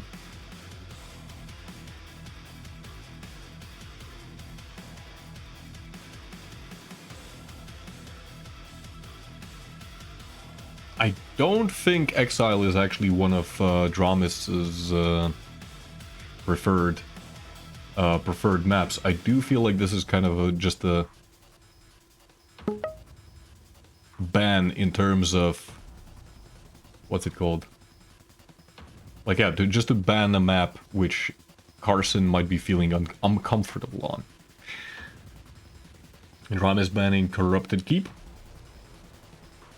Deep Embrace is a possibility, and we have seen that Carson can absolutely challenge Dramis on Deep Embrace. As far as I know, both players actually like the map. Veil is a possibility, but that's probably more of a Dramis pick. Ooh, Carson going for Veil. I'm wrong.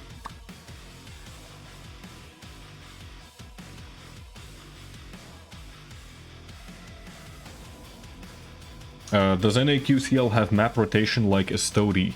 Kind of. Basically, what we do in NAQCL is that every week, approximately like on Tuesday or Wednesday, we announce we just put up a poll on the Discord server, and all the competitors can just vote for which maps they wish to play, and then the 7 most voted for maps end up in the map pool. So there's always some kind of a variance. We actually had Blood Run in the map pool, and despite it making through the vote, it never got picked. It actually ended up being banned every single time.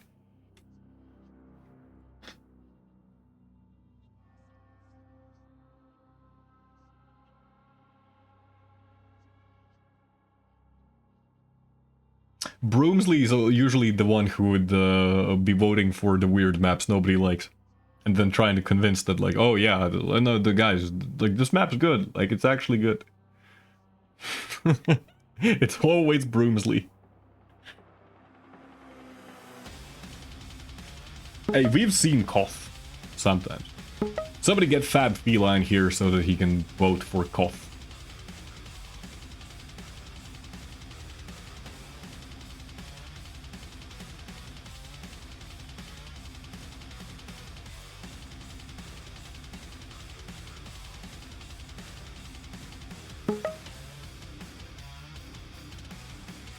Carson doing the respect ban right there. Heel already out of the picture. Oops.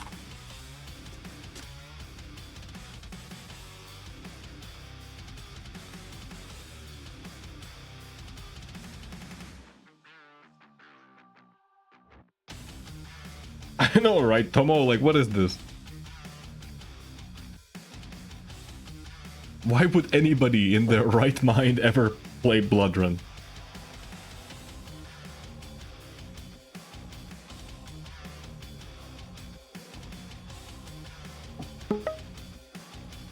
Crucible is also, like, I don't think it's that bad. It's like, it's not, you know, it's not... Like, if the next Quake is not gonna have Crucible, I won't be, you know... I won't be shedding tears for it. But once you kind of, you know, get used to the map, I don't think it's bad. I really don't think so.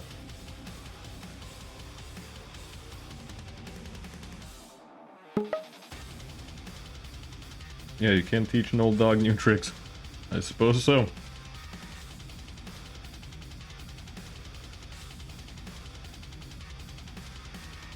Koth is like Deep Embrace, but with much less rail.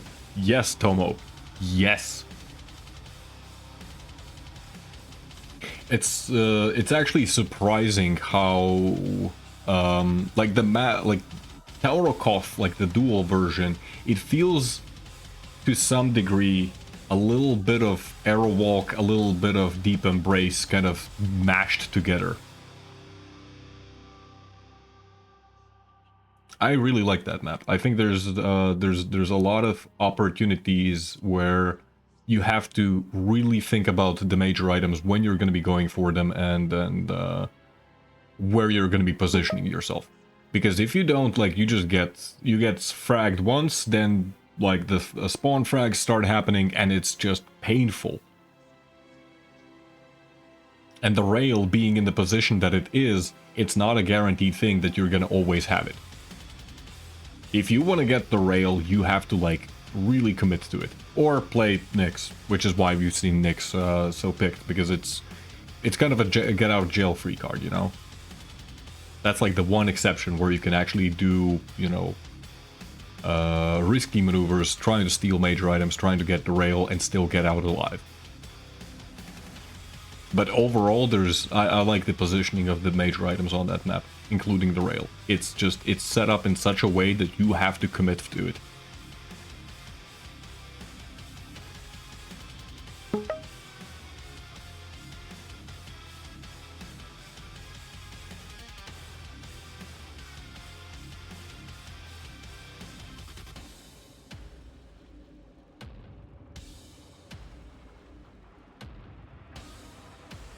Anyway, the picks and bans of Carson versus Dramis. So yeah, as I said, Carson doing the respect ban on Keel. Can't blame him. Carson's lost to this matchup himself. He knows the pain. He knows what Dramis is capable of. So even though Dramis actually ended up losing to Breakage on Veil, when he was playing Keel,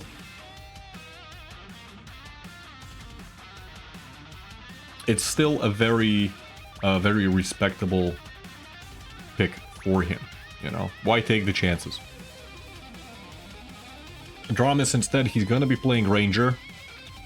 Kind of similar approach, really. Similar approach to how you could do it with Keel. You still get reduced self-damage, so you can rocket jump around, you can, you know, close the distance, and then do orb combos. A lot of potential damage. But you lose out on the heavy champion stack. And what a heavy champion stack allows you on Veil, you know, unlike on other maps, where basically the heavy champion stack, you mostly get it for the 75 armor. But on Veil, it is actually possible to just constantly stack up to 125 just using the light armors, right? Because there's like light armors everywhere. It really feels like there's light armor on every corner on Veil, and you can make use of that pretty damn well as a heavy. But no such luck for Ranger. Frog and Peeker pick for Carson.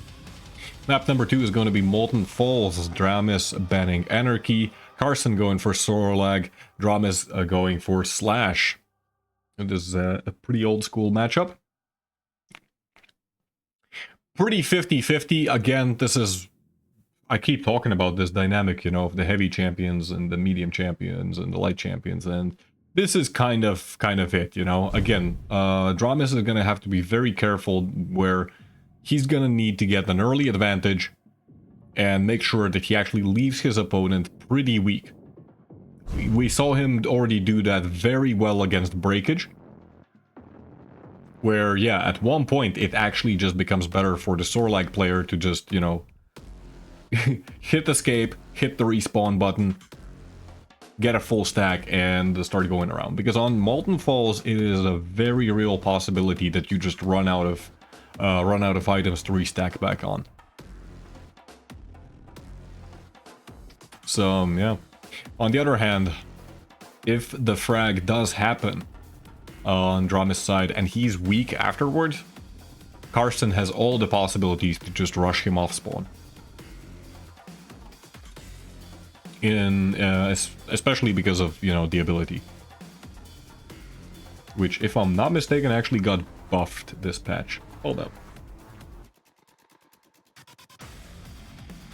Was the ability buffed? I'm pretty sure there was a change.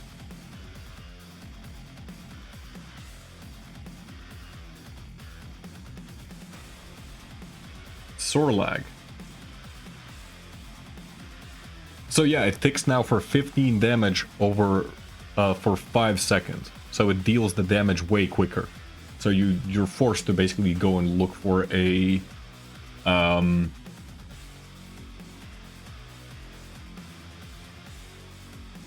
health bubble.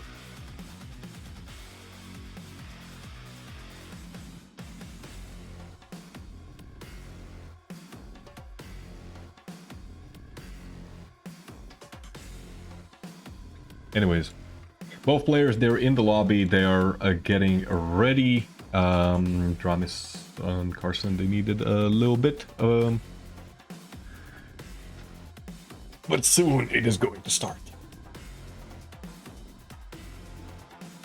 So, yeah, I'm actually interested to see how or if at all the Sorlag damage change is going to affect this matchup.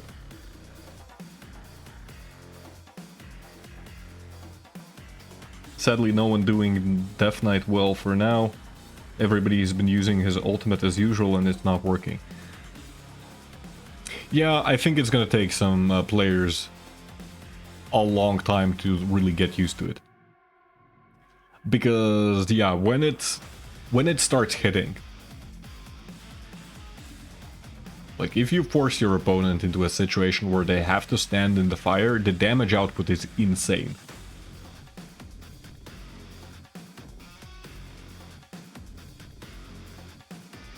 You can't really rely, you know, on just getting one tick of fire and then, you know, it burning away like half your stack. No, you gotta force your opponent into the fire.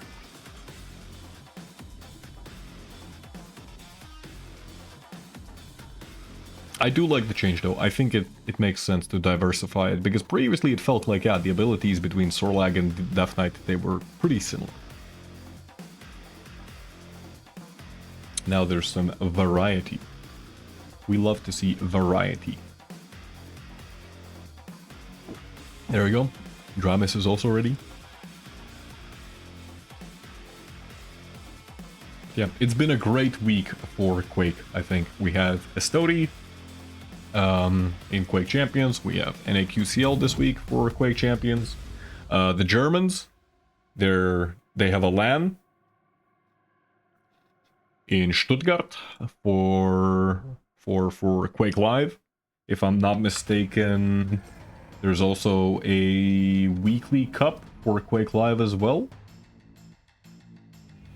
I think. I'm not sure. Sparty's playing there. No, you got people. You got Quake all over and around you.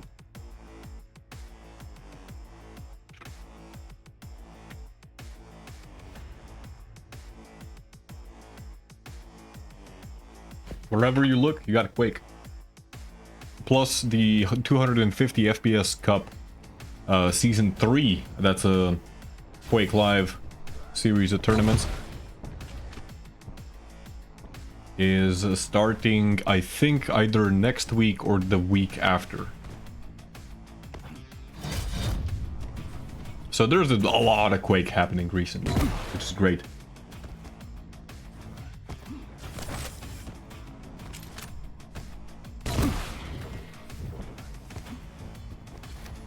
Prepare to fight.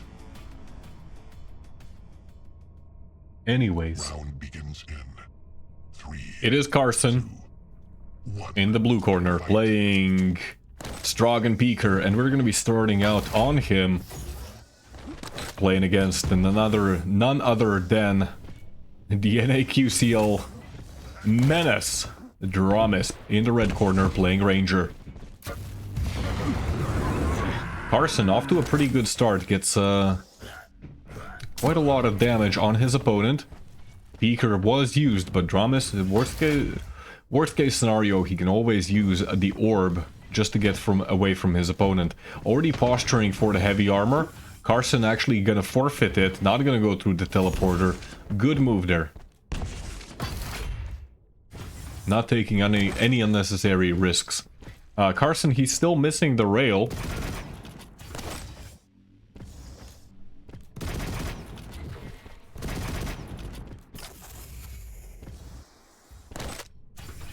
What a time to play Quake Champions. Better tick rate than multi-billion CS2. Like, imagine if we had the budget of Counter-Strike 2.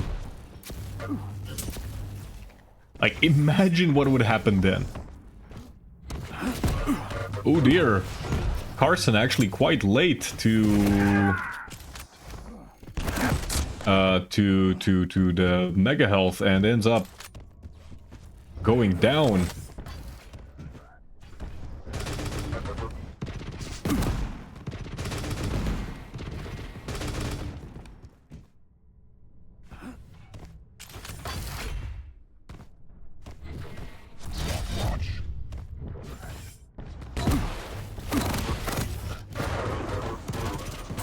Oh, that's a very good engagement for Dramis. Pretty much took nothing there in terms of damage, but dealt out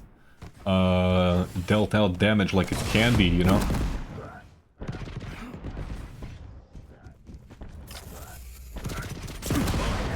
Ooh, nice move there by Carson. Actually gets a significant amount of damage onto his opponent. He's now going to be in position for the heavy armor, but there is the orb. And that allows Dramis to steal the heavy regardless. Carson, he still doesn't have a rail. He's forced to use the Tribolt in its place. Dramis actually make an aggressive push. Carson... Oh, no, you shoot with it. Unable to get out of the corner. Goes down for the third time. 2.5 minutes in. Dramis, though, not in a great position right now. He's actually going to be going up the jump pad and almost eats a rocket there. But still, Dramis getting a lot of free damage. As I say that, he finally goes down. Nice move there by Carson. Unfortunately, does not realize which direction really is his opponent. Beaker comes out, but so does the orb, and actually almost the orb gets the kill for Dramis. Very scary situation now for Carson. He's very low on health. He's gonna probably miss out on the heavy armor, and he's out of position to collect the mega, but he had to go for that kind of a move or forfeit both items entirely, so can't blame him there. 2-4 now, 3.5 minutes in.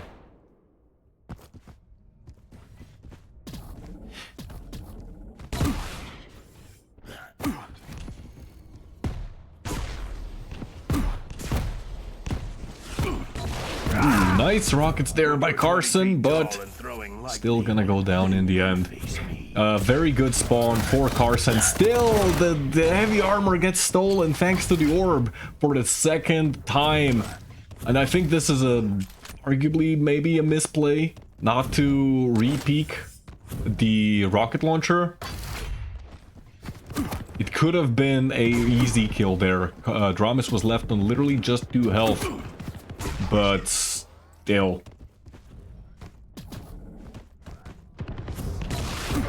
When you're in the driver's seat, you know, sometimes it's hard to make those kind of reads. It feels like, you know, your opponent's just absolutely unkillable. Oh dear. Stay down. Goes up the jump pad, goes down the jump pad, and well, doesn't really end up going anywhere other than to the respawn. 2 versus 6 now. Carson ready to put up or shut up. Trapped on that ramp. Going down for the 7th time now. 5-minute warning.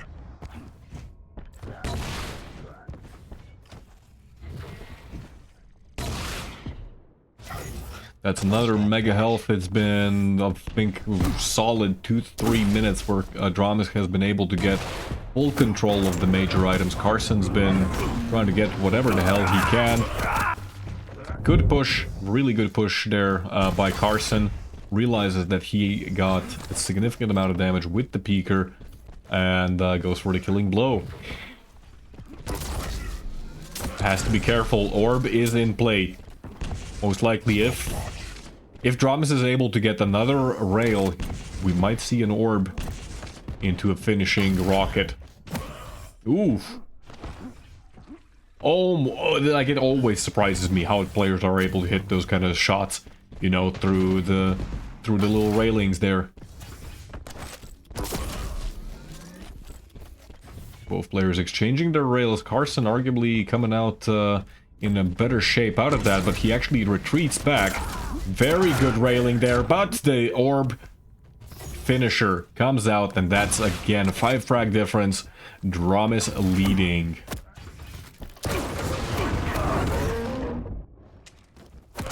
Devastating use of the peeker. I did not expect that to go into his favor.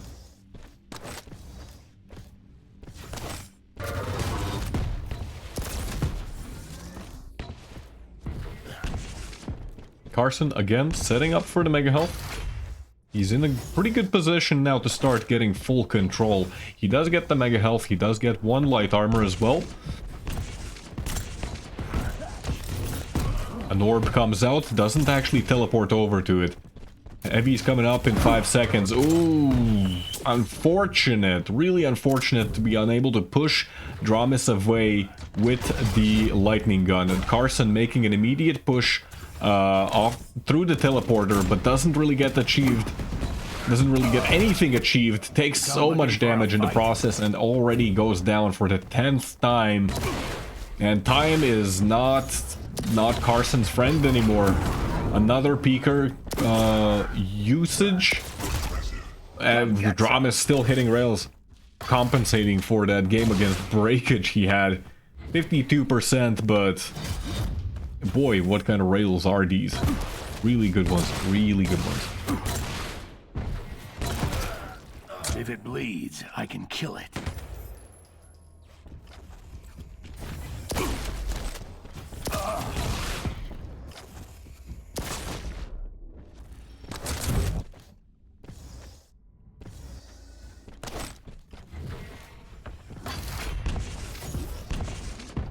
2 minutes remaining, 7 frag difference.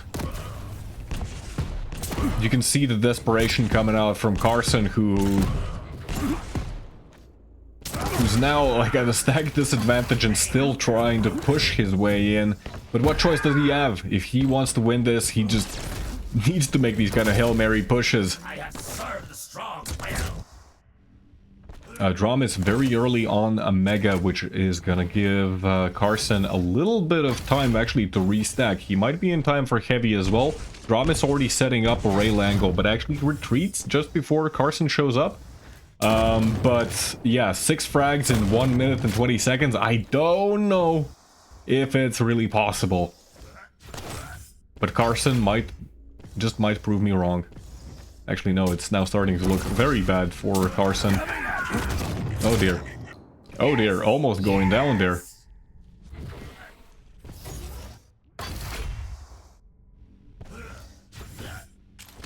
Dramis, he's not moving away from the rail room. And can you blame him? Carson, oh, he's taking rail after rail and he's unable to even find his opponent, really. It's gonna be Dramis who flies through the teleporter at Mach 2 and finishes his opponent off. Yeah, this is starting to look like game. Especially after that. It was unlikely that Carson would have come back there. I think Dramis would have had to, like, really mess up at that point, but... yeah.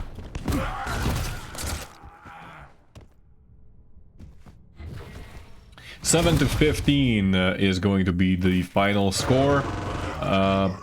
I was about to say, don't make that 7 to 16 and make me regret my words. But yeah, Dramis sporting the QPL Ranger ends up victorious.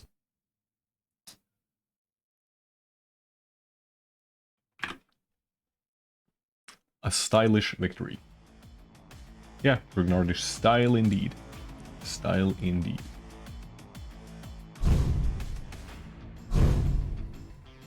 It's not unfortunate if he did the wrong move. I mean, it's still unfortunate, you know. He ended up going down.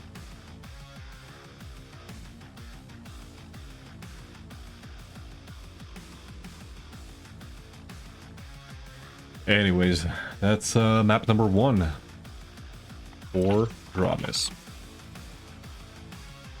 Nobody voted for Carson. Shameful. Shameful display.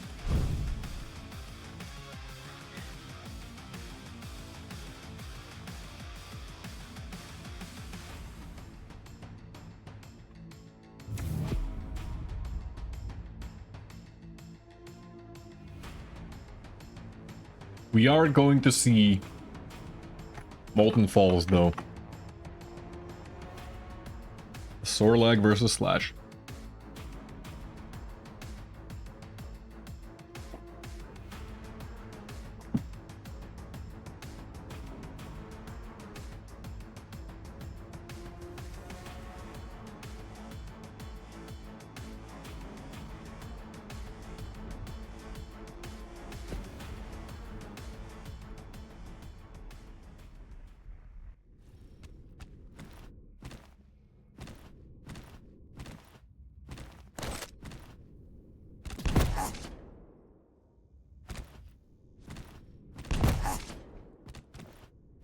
So yeah, I mentioned this previously, but this is a pretty interesting matchup in general, at least in terms of champions. Slash is of course very powerful just because of, you know, how much movement speed you have, how quickly you can traverse the map. At the same time, Sorlag is not that far away, just because you pretty much do not lose speed, you know, as you're cornering and stuff like that. But you have the possibility to really abuse the heavy champion stack on... But that's a nice rocket jump there. It still goes down. Oh well, unfortunate. But yeah, you can really abuse the heavy champion stack because there's a couple spawns which end up with you in a prime position to push your opponent immediately after a fight. We're gonna be starting out on Carson, playing Sorlag. Gets the mega health, gets the rocket launcher, gets the light armor as well. Stack already looking pretty deadly. Has a railgun as well. Dramis in the meantime, kind of just playing on the upper parts of the map, trying to get some information.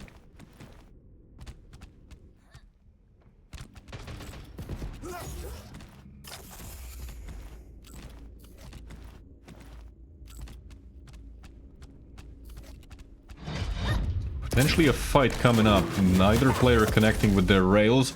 Carson one rail down in this exchange. Thankfully for him, Dramis was unable to pick up the light armor at that point, so still relatively even in terms of the stack. A mega health is up. Dramis is gonna pick it up. Goes through the teleporter, but Carson, he's a little bit early on these prediction rockets. Ooh, that was a potentially very dangerous situation for Dramis. Could have been floated midair and, yeah, would have been the end of him. Very good LG there. Dramis gonna use the plasma trail just to get away safely. Carson now in a pretty good position. He has very good stack. He has timing on heavy. He does show up to heavy just a little bit too late to really try and take it away from Dramis. But still, the fight is mostly equal. Good rockets, but so is Dramis LG. Oh, it's a mutual in the end.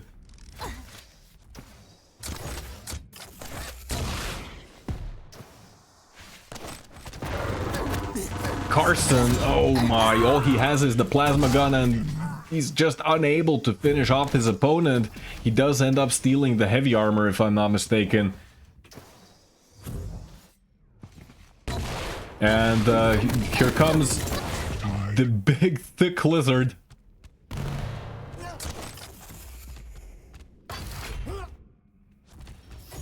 Full weaponry now on Carson. Able to get the refrag. Forcing his way onto the heavy armor. Dramis actually missing a rail, and Carson going again for a very aggressive push there. Very nicely done. Dramis now, I don't think he has even a light armor to collect really on this at this point. Even this light armor is going to be denied. Ooh, almost steals it. Nice attempt there. But here you can really start seeing the dangers of this matchup, you know? And Dramis can't afford really to not apply any pressure either, because if he doesn't, you know, like all of the items are gonna be going Carson's favor. And this is his only real chance, you know? Like, finally, Carson, he's lost out on this light armor. He's lost quite a lot of health, and now Dramis can start making plays again. He gets the heavy, but Dramis wins out on the mega. So they're pretty much in an equal situation again. Dramis fishing for some rail angles, but a complete misread of where his opponent is.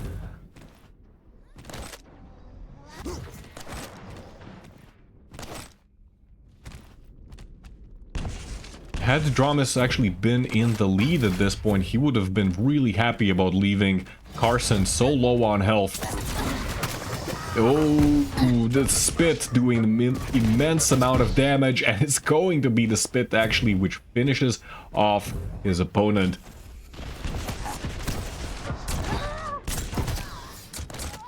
That was delicious.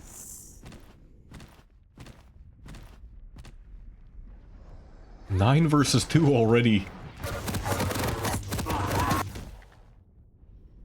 Well, that's one of the disadvantages of Sorlag. Even when you're a stack advantage, you're such a huge target that... Yeah, LG. LG can be very deadly. Dramis, he has a plasma trail available. He might be using it to try and get right into Carson's face. Actually, does not end up using it, but gets the kill regardless.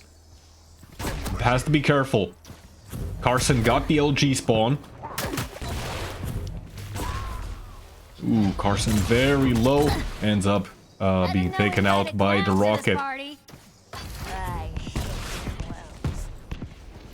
Carson, again, you can see that, like, he just spawned. All he has is a rocket launcher, but he's not afraid to, you know, make use of his positioning. Might as well stick around and, you know, try and do some damage there.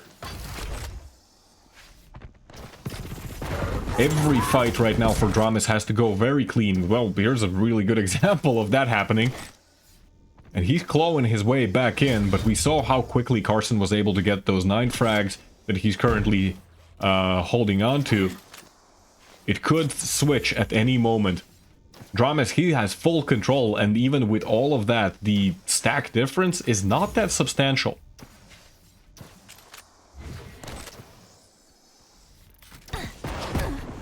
Good rocket by Carson. Carson, he's already going on the defensive. Setting up on the top. He's gonna get information at least of when Heavy's coming up. Even if he misses out on it right now, again, not that concerned about it. Nice rocket. Stacks completely equalized. Actually, Dramis at a stack disadvantage. All it took is one good rocket. Very nice defensive play by Carson right now. Holding all the correct angles. Ooh, but here again comes the very dangerous LG fight. 7th frag now for Dramis. Carson, on the bright side, immediately off spawn, he was able to collect the LG and the heavy, and he can now start making aggressive pushes. Dramis, he might have to forfeit this mega health. There we go. Carson, back in control. 10 versus 7. The only weapon that he's missing right now really is the railgun.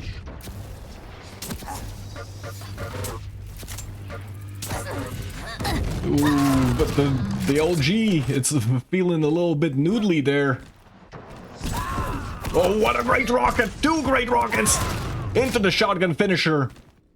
I can't blame Dramis for going for that move. It was risky, don't get me wrong, but...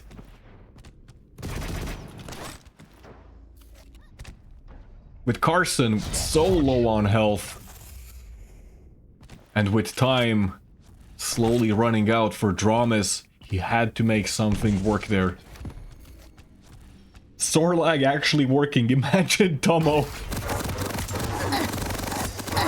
Oh wow, beautiful LG. Really good LG there. Love to see those moments when Dramis, you know, sliding in and not only using his movement for evasion, but also just to get a really good angle onto his opponent. But again, immediate refrag. 13 versus 8 is going to be the final score. Dramis calling GG. Unfortunately, didn't get to see the stats, but Sorlag working as intended.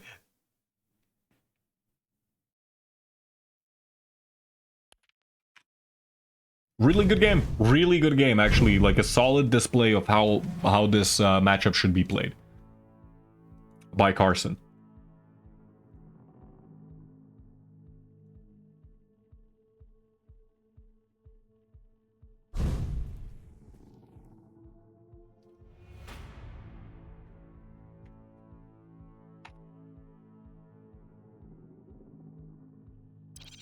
We got 1-1. Is it gonna happen? Is Dramis going to the lower bracket? Map number 3 is going to be Deep Embrace.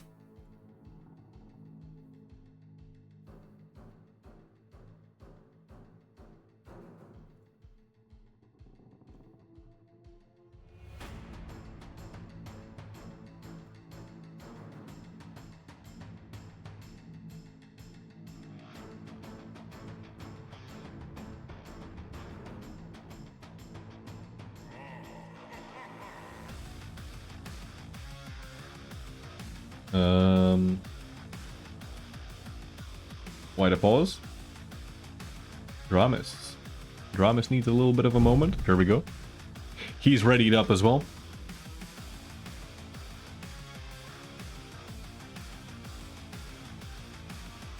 It is going to be Carson on Eisen.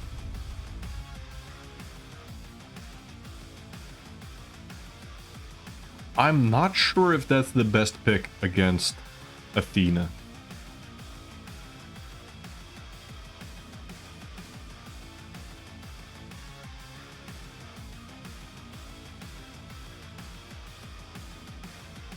At the same time, what was even left in the champion pool at that point?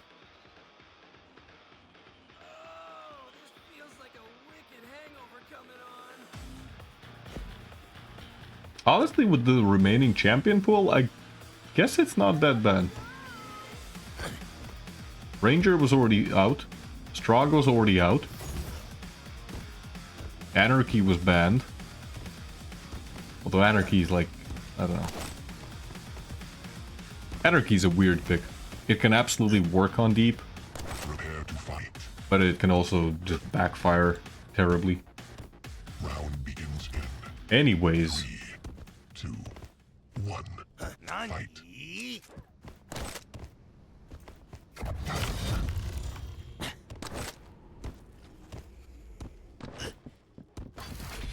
it is map number 3 of the upper bracket finals. It is Carson versus Dramis. Carson playing Eisen versus Dramis on Athena. The two nemesis of NAQCL. Georgie saying they're not even playing the lower bracket because they want to play, they want to watch this match. Clutch, actually, yeah, Clutch was Clutch was still available. Clutch was definitely a really good option here. I forgot about Clutch. How dare I? I like Clutch, nonetheless. Clutch is one of my favorite champions.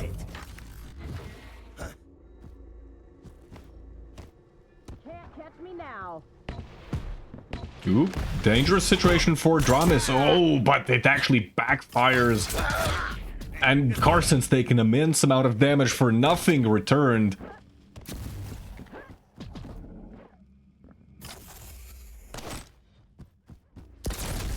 Even misses that rail. Dramis now gets the heavy armor as well. Carson forced to forfeit the Mega.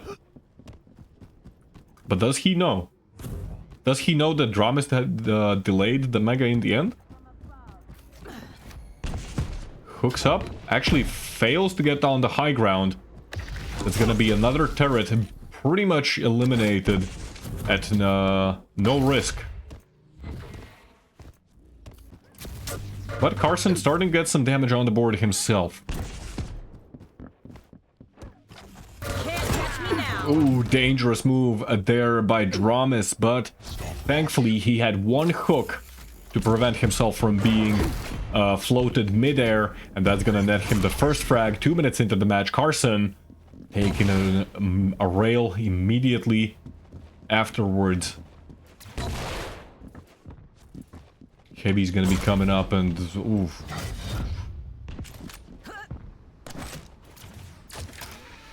Again, you really have to appreciate that Dramis, he finds all these many opportunities where he can just keep squeezing damage out. Constantly keeping his opponent on his toes. Our Ryzen player now desperately just trying to avoid Dramis. So one of the light armors is up. Dramis already setting up a trap there. Gets a direct rocket. The hook is interrupted by the rail. That's another good rail by Carson. Dramis still making a push. He's not super healthy, only 120 health, but gets the kill regardless. Very unfortunate rocket launcher spawn there. I think he meant to delay that. But, oh well. Maybe he pressed the respawn button just a little bit too early. Carson now Actually had a pretty good stack. He does have the rocket launcher. It's gonna be hard to push into this. Especially if Dramis just doesn't care and is gonna push into you instead.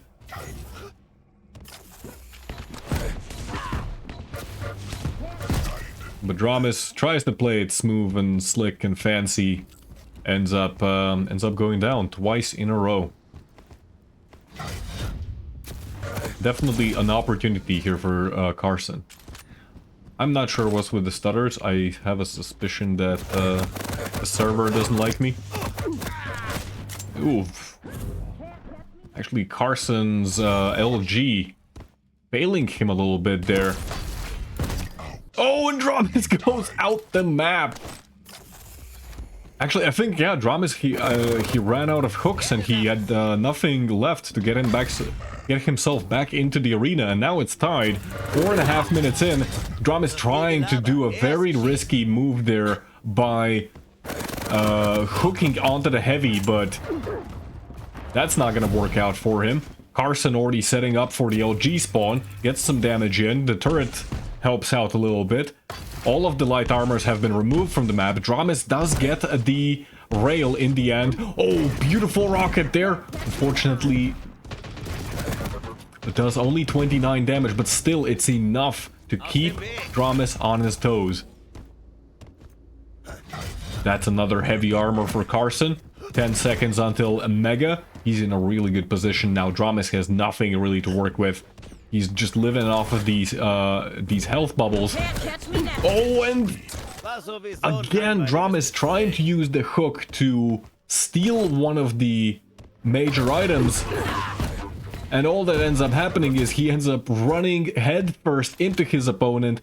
Beautiful moves. Again, Carson denying even all of the light armors. This is going perfectly right now for him.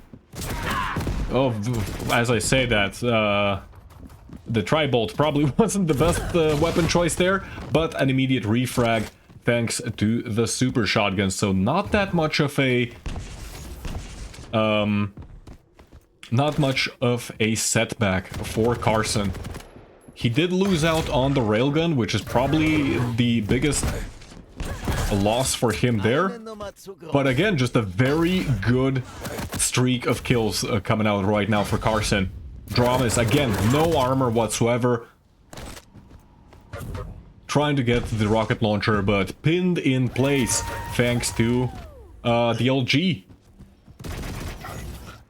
That's another mega health going over to Carson. Actually, Carson, he's gotten a lot of these major items. Oh!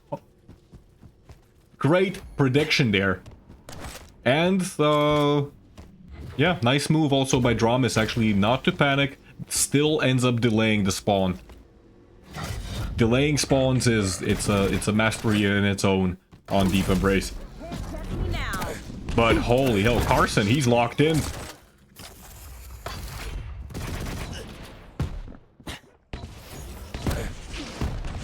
Good rockets by Dramis, but again, he's just making a very aggressive move. But can you blame him? 3 minutes remaining, he needs 7 frags. Great prediction there by Carson on the angle that the Dramis is going to be coming up from. 12-4 now. 7.5 minutes into the match. Is this it?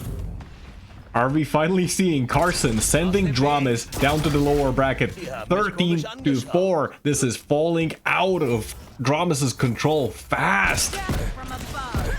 What can he do at this point? Aside from, you know, doing crazy Dramis things and just miraculously pulling out a victory in the end, but Dramis calls GG. Carson winning Deep Embrace 14-4 with 69% rail. It happened. It finally happened, guys. 2-1 Carson. Dramis sent down to the lower bracket for the first time in NAQCL history, if I'm not mistaken. It only took 12 tournaments, guys.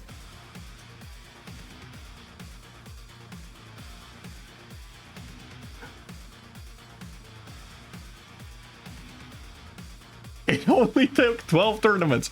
How many of you predicted? Don't tell me that there's no predictions right now. I want to see. Guys, what is this? Like 10 points on Dramis. What? Oh my god, guys. I'm so disappointed in all of you. Okay, he's done this before in winner brackets finals, so it must be the one where I missed it. Okay, so this is not the first time. This is not the first time we're seeing this.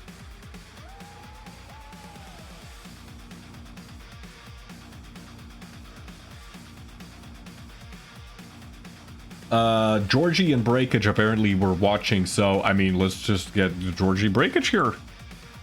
But that was really good performance there by Carson on Deep Embrace. Really solid victory. This is this it? Is this gonna be the week? Okay, fine. We've seen Dramas go to the lower bracket apparently. I've missed that. I'm sorry. But hold up, let me get...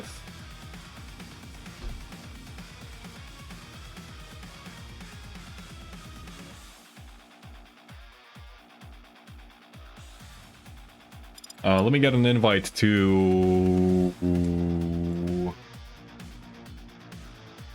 Wait, what is the bracket even at this point? I'm so excited! I am too excited. Help me.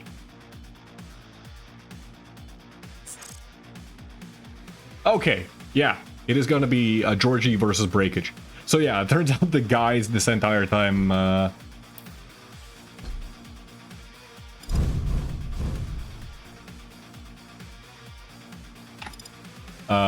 this entire time they were just watching the game. They wanted to see that. They weren't even playing.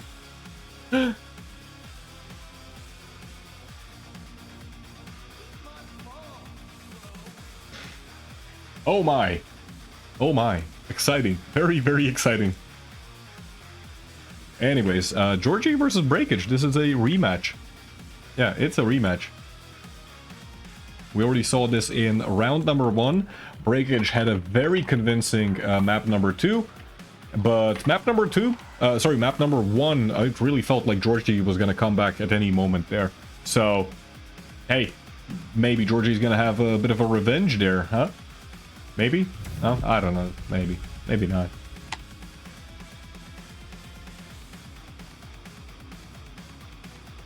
This is going to be a best of 1.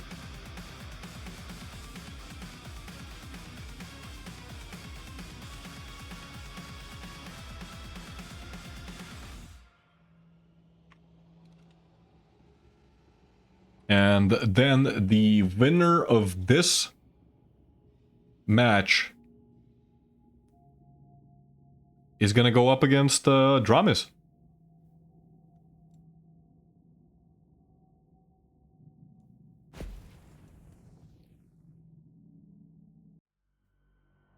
Which is... oh.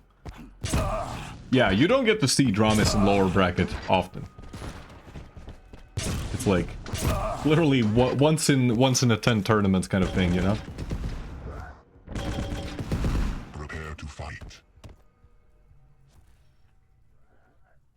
Round begins in 3, 2, 1.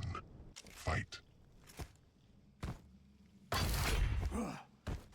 Also, predictions are up for the next 2 minutes. Spend your goddamn points. What are you saving them up for?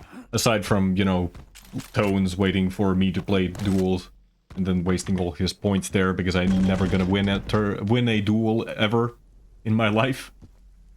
Regardless, we're starting out on Georgie, and this is a map that we haven't seen so far on the stream. Ruins of Sarnath. Georgie playing Ranger versus Breakage on Strog. We already saw Breakage doing a really good job with Strog against Dramis. Let's see if he can repeat his luck. Well, it's not really luck, he just played damn well.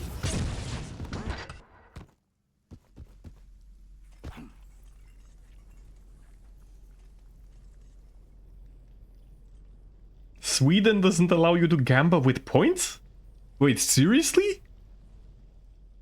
They banned even, like, fake gambling? Goddamn Sweden. Nice move here by Breakage, not going for the Mega too early. Oh, but Georgie has to be careful, only 80 health, he's still railable. Thankfully for him, Breakage drops down to the heavy armor.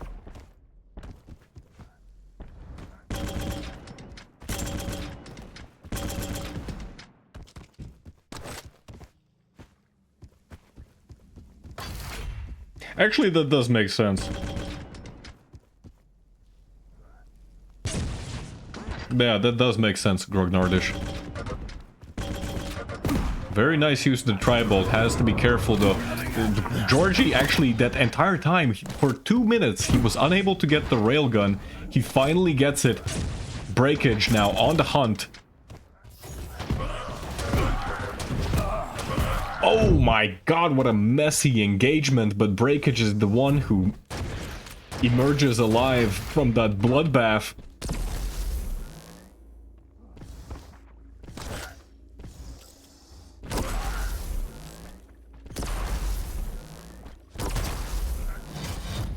Breakage now getting his second frag pretty swiftly. A rocket jump onto Mega. Georgie doesn't have the weapons to even contest that position. Breakage now has pretty much everything that he needs. Georgie unable to get a single heavy armor for the moment. Nice trap here. Really nice trap here by Breakage. Just waiting out for his opponent to make the first move. And Georgie runs right into it.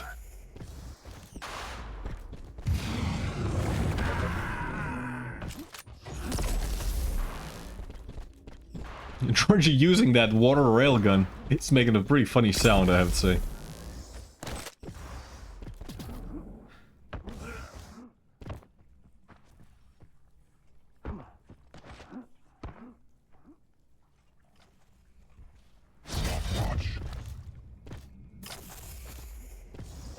Breakage now 3 frags up with a significant stack advantage. Oh, ooh, but this could turn any moment. Georgie doing a massive amount of burst damage there and gets a good read on the spawn as well. Oh, Breakage actually falling down to LG and ends up spawning next to Heavy as well. This is a really good, like, 15 seconds for Georgie. You don't often get to see, you know, like 3 consecutive frags happening so quickly on Ruins, but it is definitely possible, and that's one of the ways that you can do it. Just perfectly executed by Georgie. Breakage just, I think, caught a little bit off guard. You know how quickly that went. I can kill it. That went out of control there.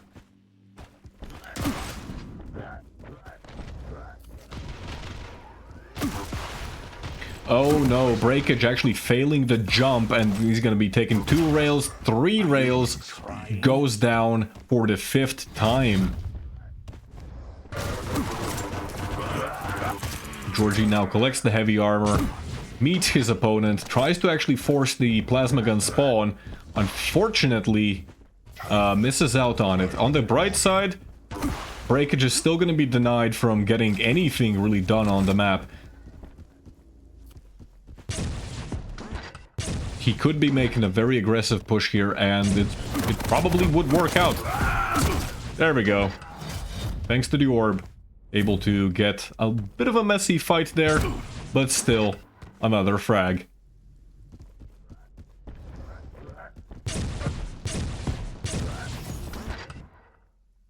Georgie now, like, he's gotten full control of the map.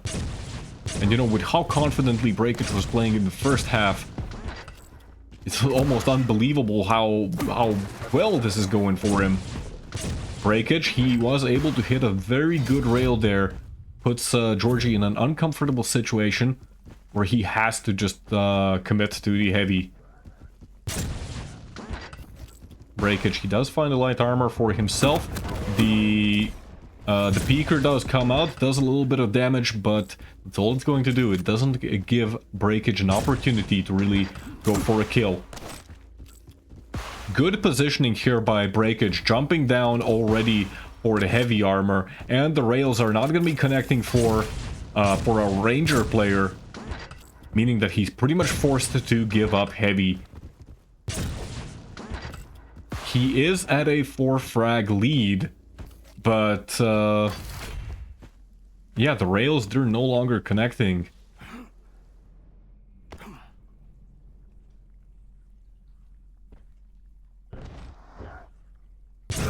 Breakage now in a pretty good position. The orb also comes out. Unfortunately, the rocket damage just is not there to take down over 300, 300 points of worth of stack in a single swift strike like that.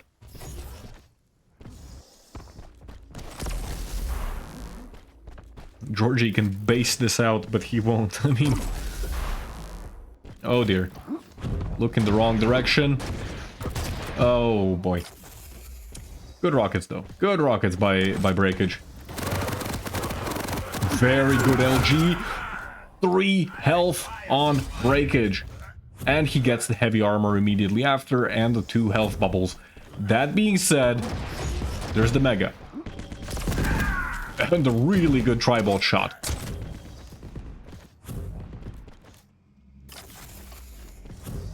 Georgie might be in a good position now to retaliate. Again, the Dire Orb is up. Georgie's not very good when it comes to... not looking very good when it comes to the weapons. Actually goes for the orb past the Peaker, but it ends up backfiring as the Peaker ends pretty much exactly at the right moment. And the rockets are there to finish his opponent off. It was a nice move by Georgie, but yeah, in the end, it's a risky move nonetheless. And now, 8 minutes in, it's 8 versus 7. Breakage in the lead, but just by 1 frag. Georgie on the run. On the run for his life.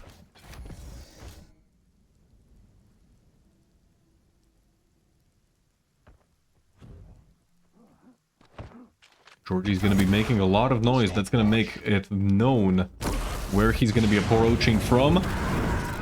Orb comes out, another very risky play, but it is 1 minute remaining, 1 frag difference. Good prediction, rockets, no damage inflicted. I'm surprised about that. Breakage, actually, he's completely out of rockets, but he will find some over on this side of the map. And with only 40 seconds remaining, and the damage from Breakage not really stopping, this might be Georgie being eliminated from the tournament. Such a close match, but is this really how it's going to end? 1 rail connecting for Georgie. There's still 20 seconds and he goes down.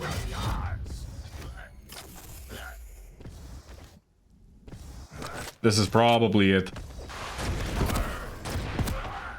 Really good damage in the end. Actually, wait. No, Breakage delayed the spawn. Georgie has no idea. Breakage wisely delayed the spawn, and he's gonna end up... yeah, Breakage is gonna end up winning the lower bracket semifinals. And he advances to to try and get his revenge onto Dramis. GG.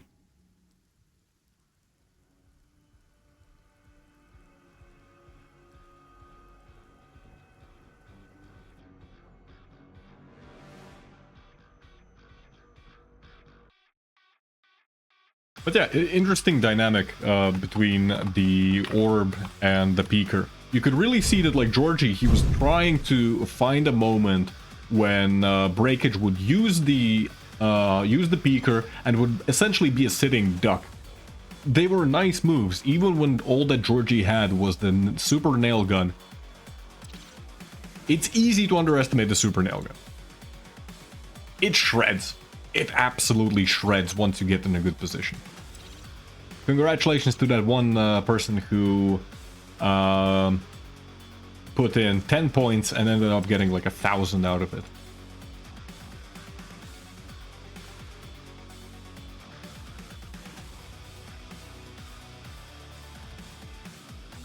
Yeah, Georgie actually saying in the chat, I cannot believe that you won that fight when you used drone on rail and I orbed through. Like, in my opinion, it was a good move. It was risky nonetheless, but it was a good move. Because what is his alternative there? To try and make his way over to like the jump pad on the other side of that room? Unlikely that's gonna work either.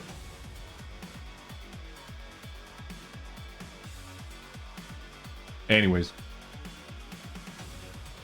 Great match. Overall, great match.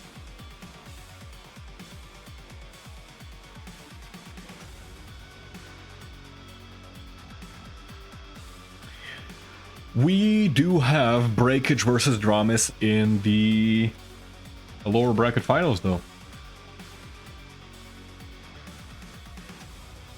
So that's exciting.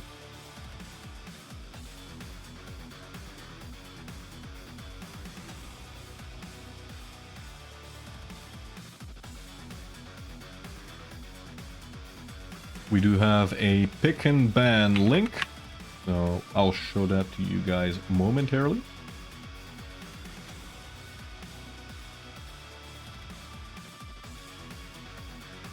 So yeah, this is going to be a rematch.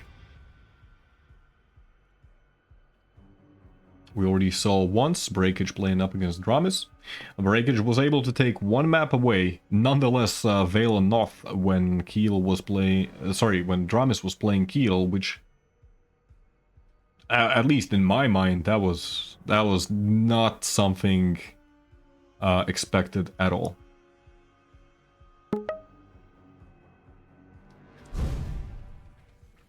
Dramis has banned Corrupted Keep as his first choice.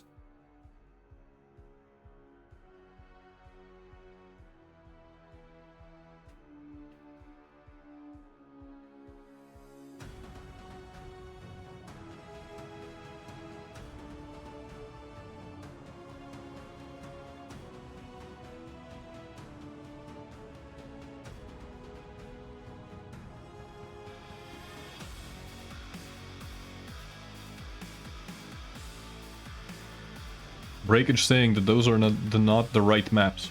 Oh, show, can you confirm? Is this the map pool? Did we mess up?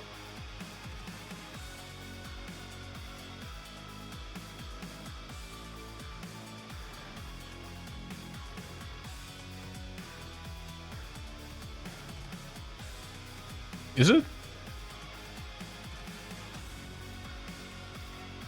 Yeah, Blood Covenant should not be there. Apparently.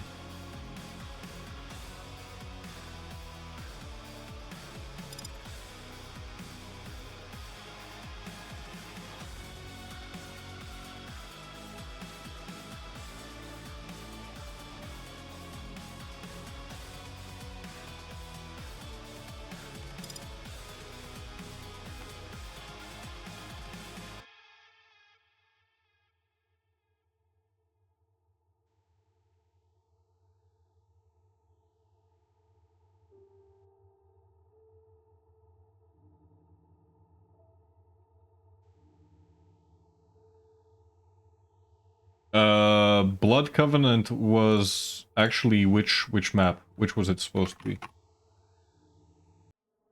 Instead of Blood Cov.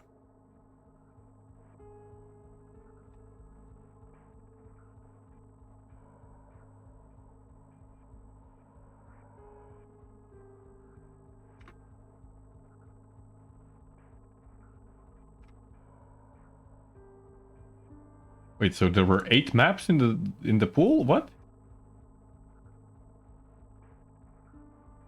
Yeah, there were 8 maps in the pool. What the hell?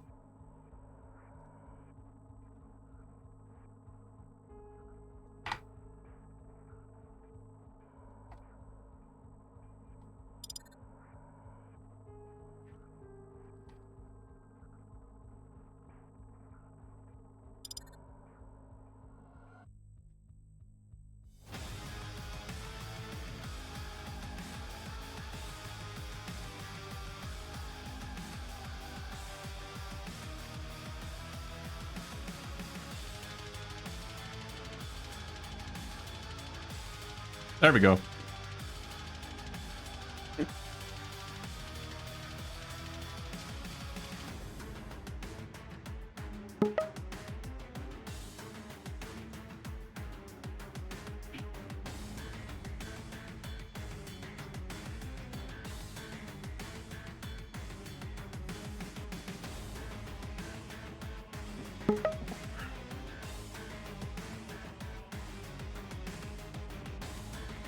Right, so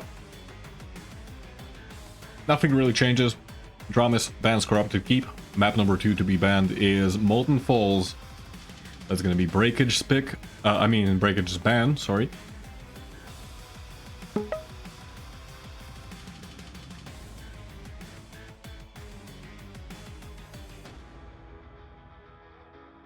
First map to be played is going to be Ruins. Second map is going to be Exile, that's Breakage's pick. Actually, I do wonder if... I mean, that's not true, like, Dramis does like Ruins himself.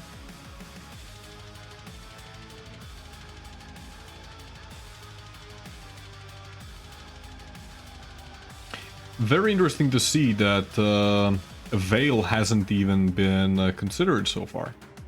Either as a pick or a ban.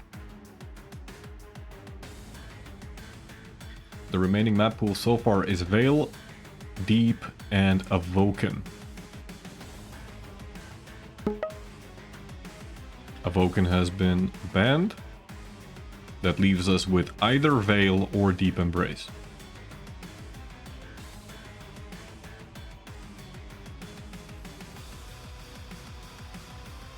I would not be surprised if Breakage actually goes for the Deep Embrace ban, given his performance previously against Dramis on Veil. No, in the end, Veil is going to be banned after all. And Deep Embrace is the final map to be played if we get that far.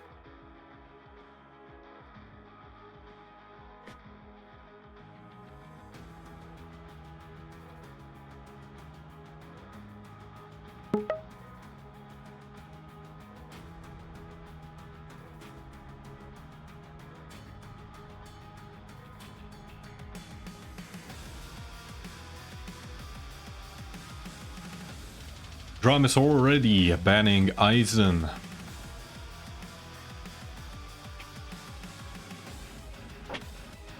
I really feel like this Eisen ban is more for Exile or Deep Embrace. I don't think it affects much when it comes to Ruins of Sarnath itself.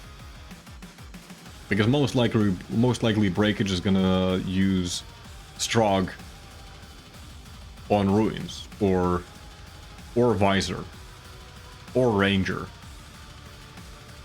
You know, there's just so many more options for Ruins of Sarnath. I really don't see how the Eisen ban affects anything here.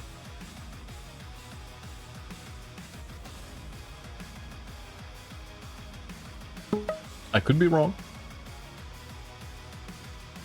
Breakage, yeah, going for the Ranger pick. And it's going to be Dramis who plays Strog and Peaker. So we're going to see a repeat of the lower bracket semifinals, where it's going to be Ranger versus Strog and Peaker on Ruins. As we saw, it can be a very close matchup. Both champions have pretty good opportunities to catch each other off guard. Yes, Strog is pretty damn fast when it comes to, you know, just traversing the map. At the same time, Ranger has the ability to pretty much take free rocket jumps. Even though both of them are medium champions in Ruins of Sarnath, it's a pretty big map.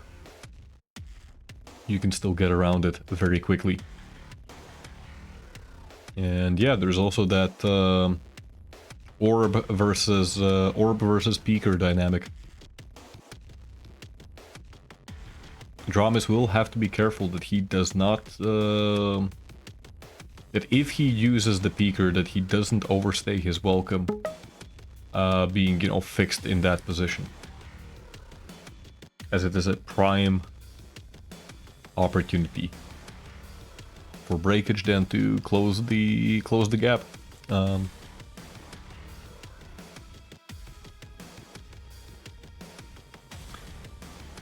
Exile, Breakage banning Sorlag, and Dramis actually picking Nyx.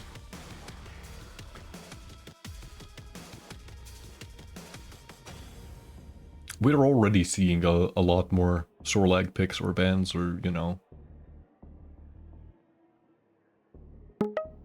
Sorlag in general appearing a little bit more.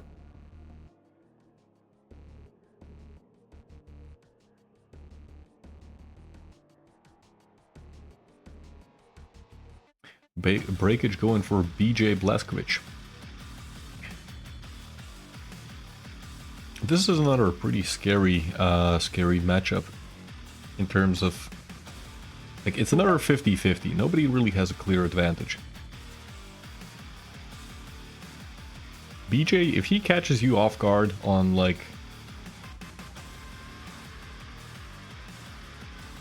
the heavy armor or the like, there's a lot of spots actually where you could be caught off guard, you know, when fighting for rail, when fighting for the heavy armor, when fighting for the mega health. You start pumping rockets out at nearly double the fire rate, it gets scary. A deep embrace. Breakage picking Slash.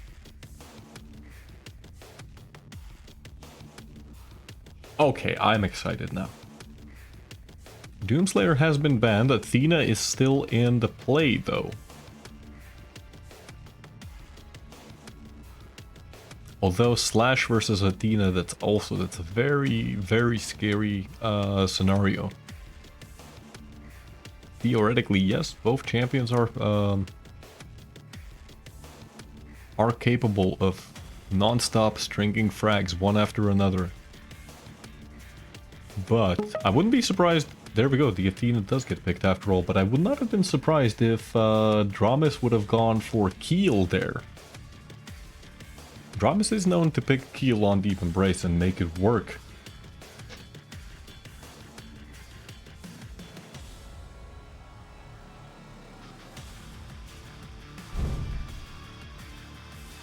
Predictions, by the way, are already up for the upcoming Ruins of Sarnath matchup. They're going to be up until the 2-minute mark. So go ahead with gambling if that's your thing and that's what your local government allows. As we found out in Sweden, they don't allow you to do that anymore. And if you are in Sweden, honestly, congratulations to your government for making a reasonable decision.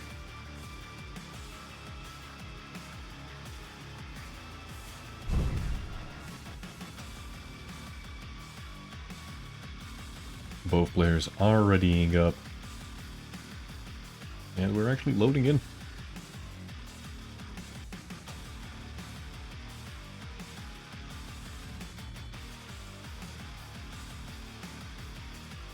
I have a feeling this is going to be an exciting series. I do hope it goes to map number 3. Breakage definitely has the skill set to pull it to a map 3. Will he be the one who's going to eliminate Dramis from the tournament and actually face off against Carson in the grand finals? I mean, that'd be hell of an upset. Would be hella interesting if it goes to map 3. That's right, Georgie.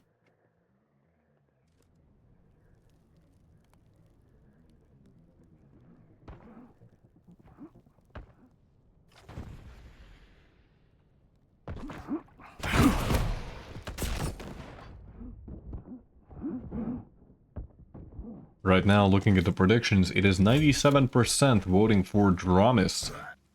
And only one poor fellow voting for Breakage with 10 points.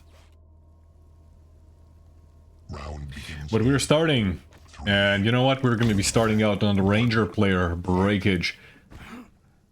We already saw Breakage play up against Dramis. It was pretty close.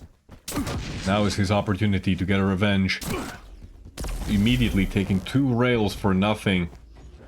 Mega already very delayed. Oh boy, and Breakage having a bit of trouble there with his movement. Requesting backup. It does deal a respectable amount of damage, but regardless, goes down. First frag goes to Dramis 20 and something seconds into the match. Very, very deadly LG there. Breakage not wasting any time whatsoever to actually make a move immediately off of spawn. The orb was used, doesn't achieve really much, but Dramis ends up using a peeker, also not to any great effect. A minute in, we already have 3 frags for Dramis, but as well demonstrated by Georgie. Yes, the map is large, but chain frags still happen.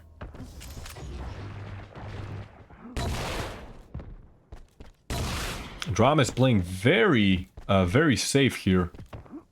Not exposing himself. Oh, great read there. Actually equalizing the stack situation and making it much more favorable for him. Another peeker comes out. Does just a little bit of damage. Breakage, he does get the heavy armor. Orb is available as well. We have a rocket jump coming out. Ooh, Dramis! 7 health.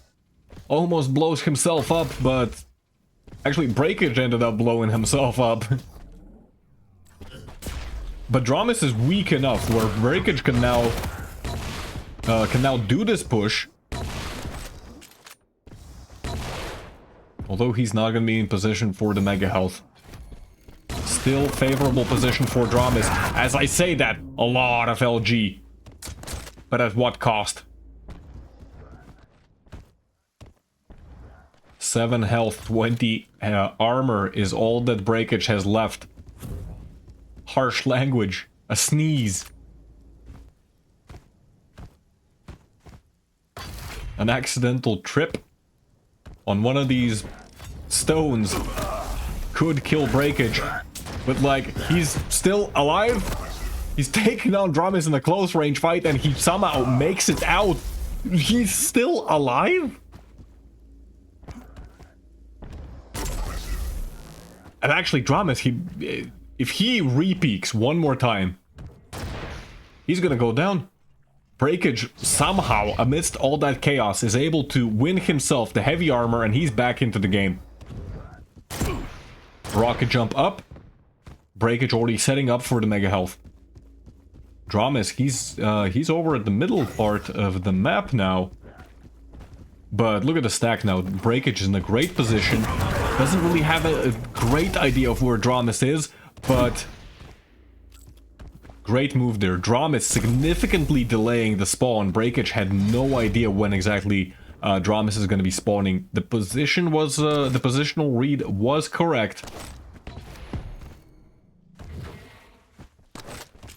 But still, nicely done by Dramis not to lose his cool there. Dramis actually gets pushed off of the mega health. Breakage ends up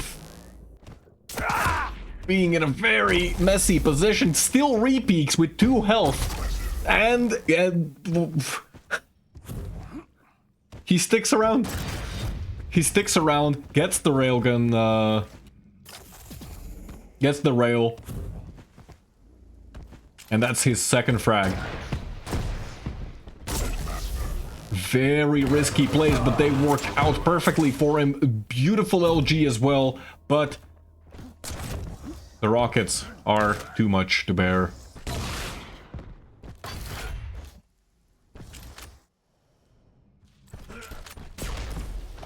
Breakage just collecting the rail, immediately going in for a some potential damage.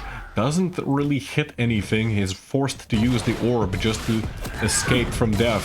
Dramis not looking very healthy, and again Breakage going in for that repeak.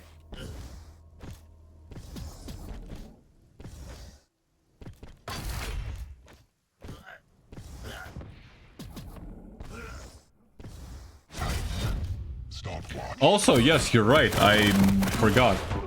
And submissions.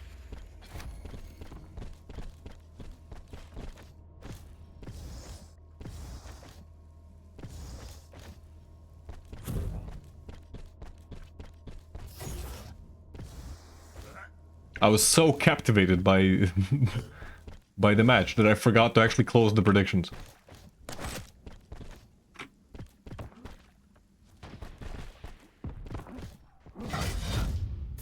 Wait, what do you mean you don't see them? You should see them.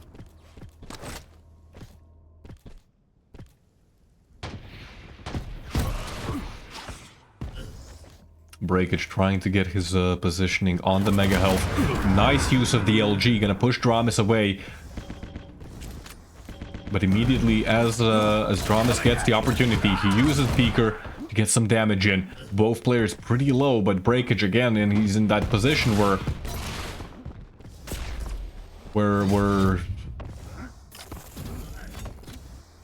literally anything could kill him.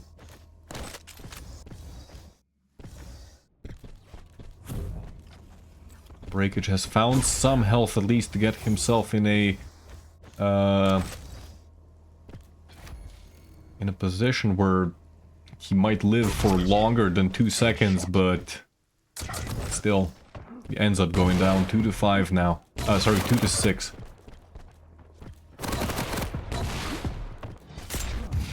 Breakage, he's able to steal the heavy armor, still making the push with the LG. A lot of damage being inflicted, but now that's already 5 frag difference.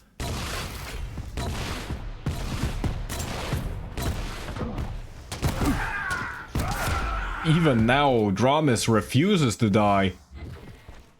Both of these players just somehow constantly ending up on like 2 health, 3 health, 7 health, and still extending that absolute bare minimum of health to like a minute.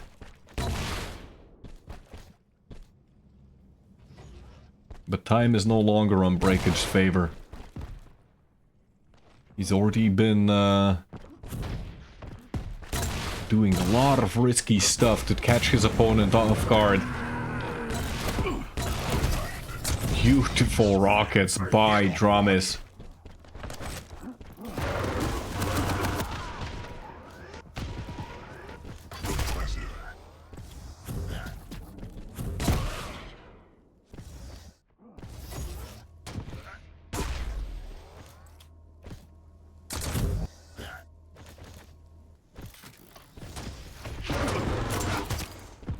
Was that supposed to be Yeah, this looks like it's the window has closed for Breakage, it seems. 1.5 minutes remaining. Breakage is 8 frags down. And Dramis is still going for frags. He doesn't care. He's still hitting shots. Still using Beaker. Help him out there.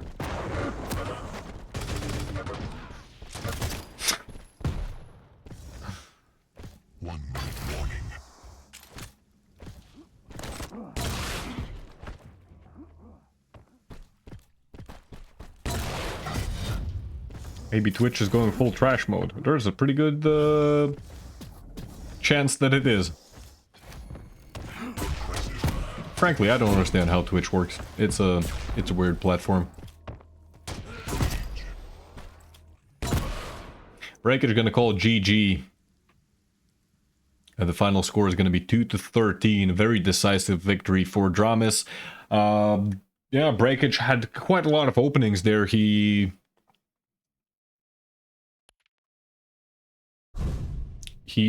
could have turned it around, but again, just I think forcing a bit too much, trying his luck They almost work. They almost work, those super aggressive pushes. But it's Dramis he's playing. Dramis is the master of making aggressive plays that shouldn't work. Can he outmaster the master? Apparently not.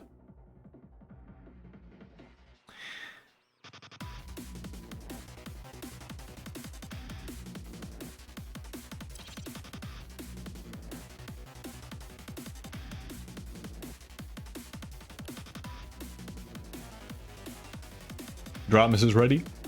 Breakage is ready. It is going to be Vestibule of Exile, map number 2.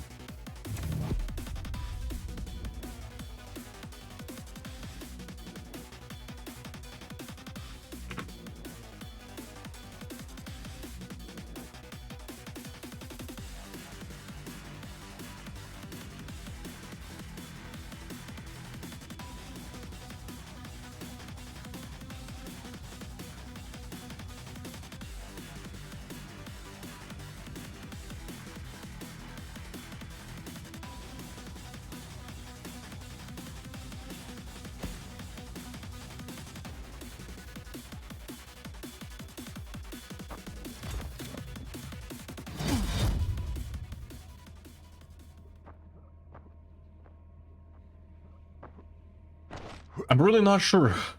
Whom does this map favor more? Is it Breakage? Is it Dramis? Round begins in 3, 2.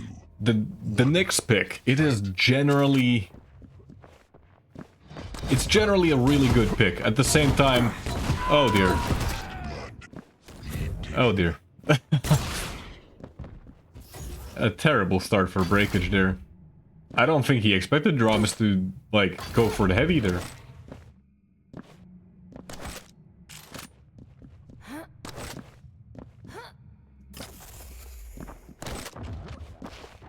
Dual wield has been used.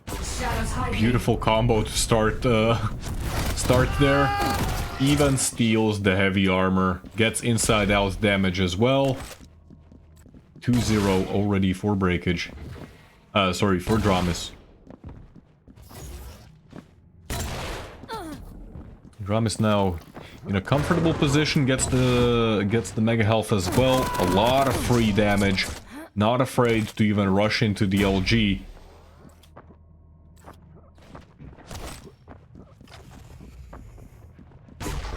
Dramis, he's gonna hear the jump pad being used by Breakage, and again, that just gives so much information to our Naqcl player. Oh, but Breakage!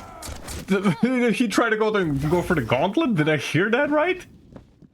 Dramis had no idea his opponent was there, and Breakage just running after...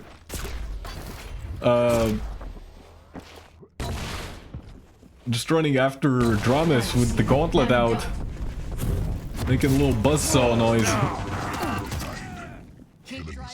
5-0. Breakage getting a good spawn on heavy, but... oh yeah. This is one of the... One of the things that tends to happen on Vestibule of Exile. You fall out of control. Unless you can keep doing damage between deaths, you end up kind of just getting destroyed between spawns. Oh boy. Dramis again.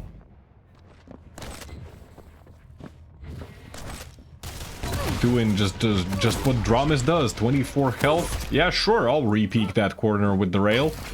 I can hit crazy flicks.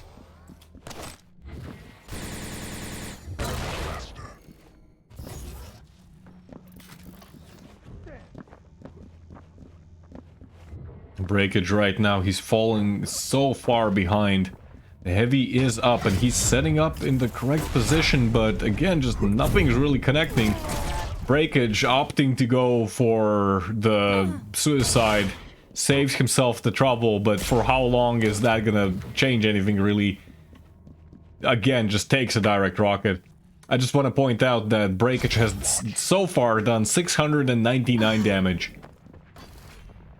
That's practically nothing.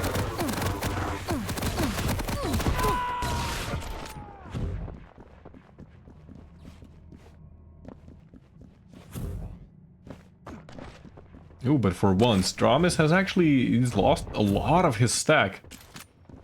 And Breakage now is in a good position to maybe start doing something. It might seem, you know, you look at the scoreboard, 0 to 9, it looks scary.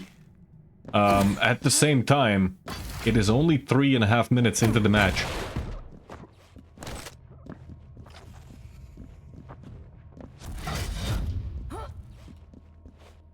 The heavy was given up by Breakage. Not sure if he had missed out on the timing or was he just not feeling confident about his ability to contest it.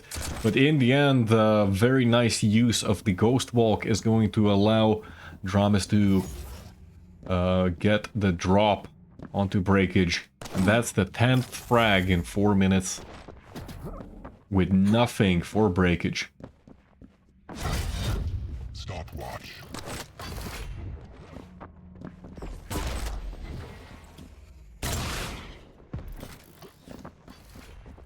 The light armor is going to be hurt by Dramis, which means that he can stick around. Nice use of the wall jump. Because I planned it that way. 11 frags now for Dramis. A 77% rail on Dramis, actually.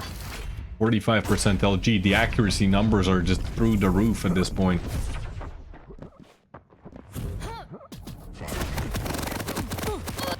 Oh, finally, Breakage finds his opening.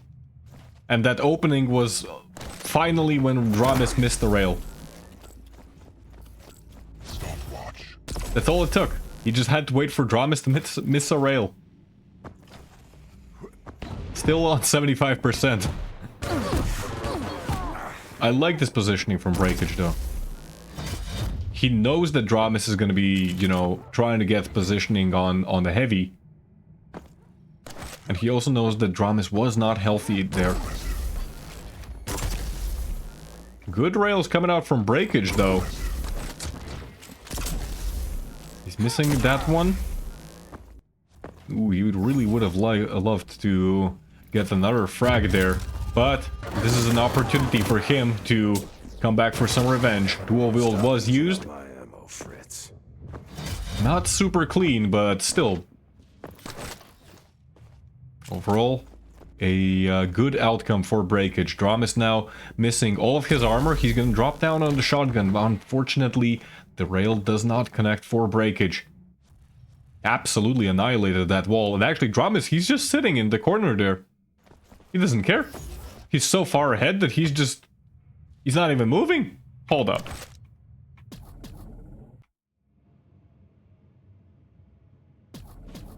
Did he get like a phone call in the middle of that or what?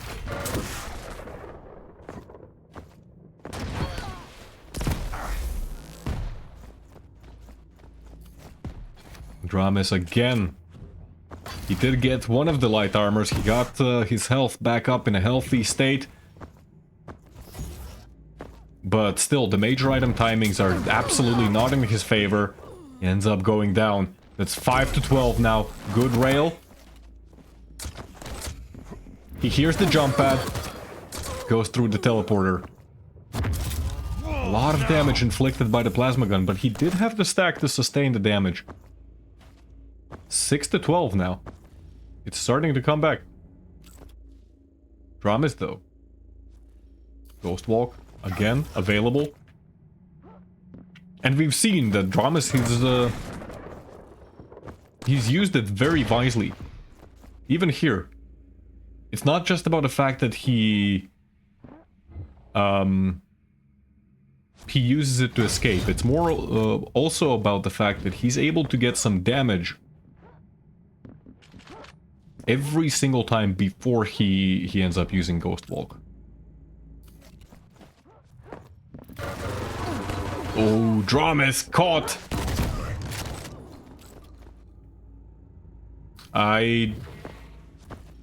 Yeah, Dramis actually delayed the spawn even more. I think Breakage was scared that he might miss out on heavy if he keeps waiting for that spawn.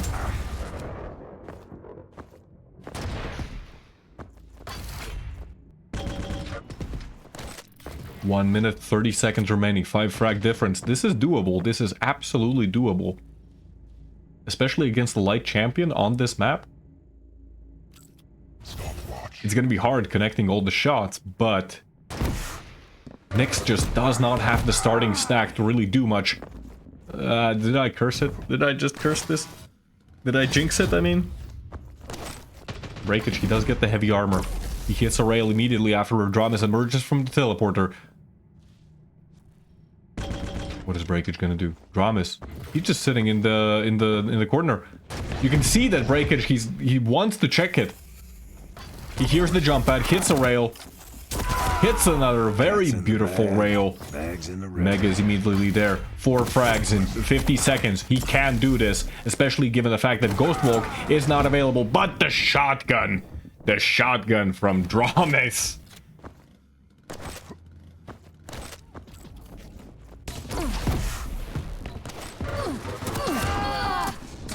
Even now, unable to get the final damage to finish up the frag there. I jinxed it, guys. I think I jinxed it. I think I actually ruined Breakage's chance of winning. Oh, God.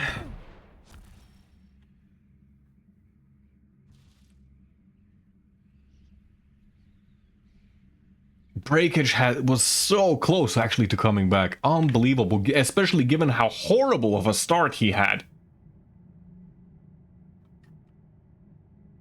Breakage calling the GGs, well played.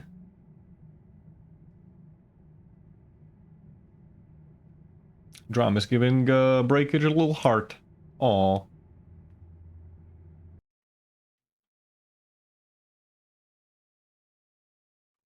Existential crisis on stream? I mean... Pff.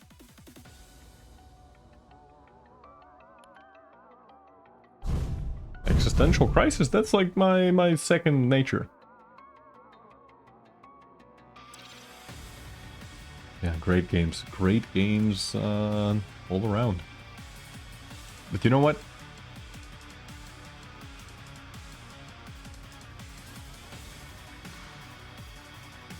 It might happen. It might happen this week. You guys know what I'm talking about. It is the grand finals. And Carson has 1 map advantage.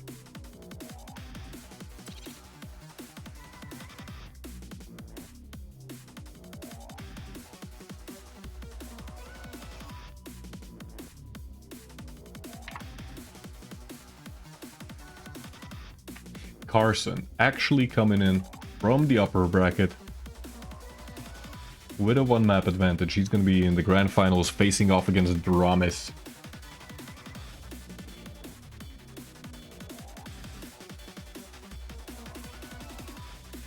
While the players are setting up the picks and bans, I would like to take this moment just to take a look at the brackets and see the adventure that we've gone so far. The brackets are not updated. God damn it.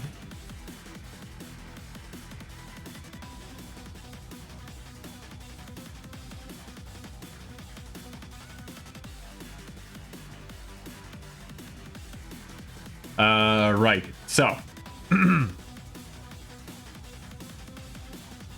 I mean, regardless, we can take a look at the what we did see, what we didn't see. Dramis versus Twitch. We actually like our round 1 was pretty damn good overall. Dramis versus Twitch.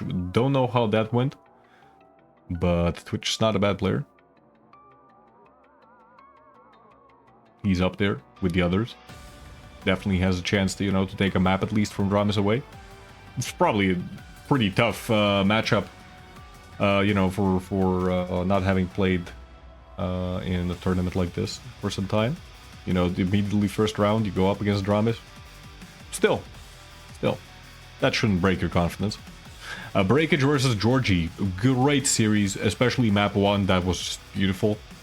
Breakage was actually able to take one map away from Dramis in round 2, and yeah, that was really fun. Carson versus Broomsley, that was cast by whom? That was cast by Church of Quake. Allegedly, Broomsley played really damn well. Anarchy versus Animal.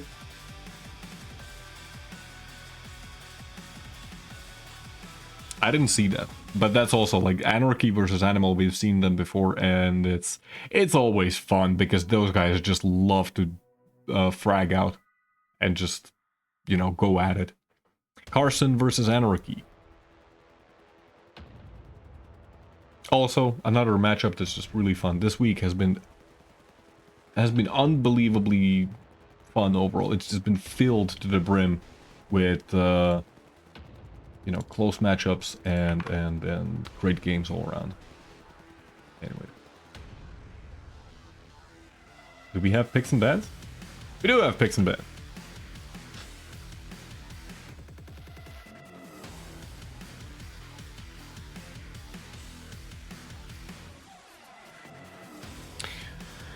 So yeah, Naqcl, by the way. Naqcl is a weekly tournament, happens every Saturday. Even if I'm not streaming on Shaftastic TV, it's still happening. We have not missed a single Saturday so far. It's happening at 3 p.m. EST. The only requirement to be able to participate is 80 ping to any North American server.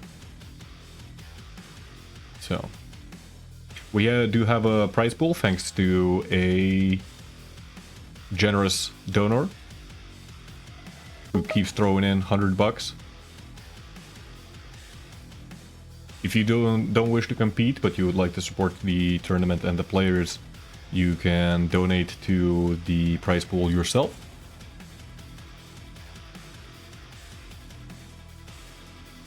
You can try and take on Dramis, you can try and take on Carson.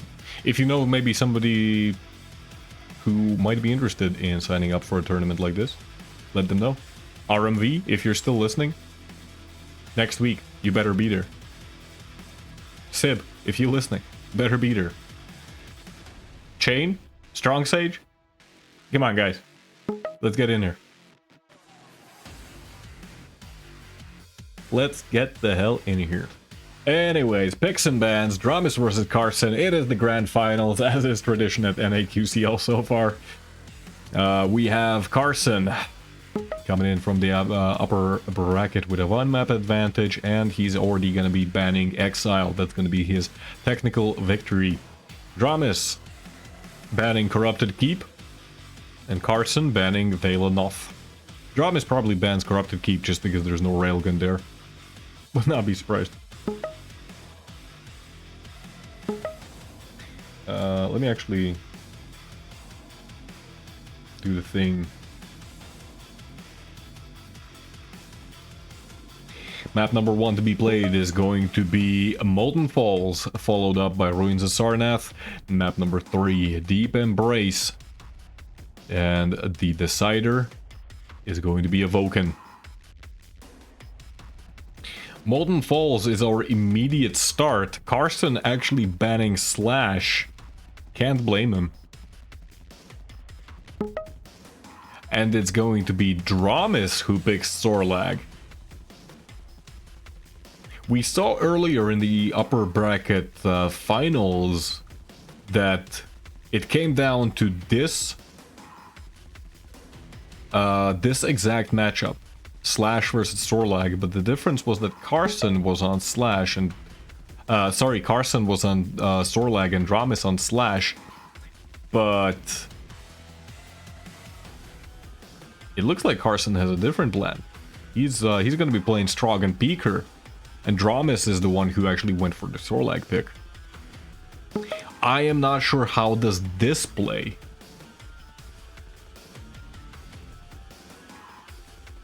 But I have a suspicion this might actually be favoring Carson more so than Dramis.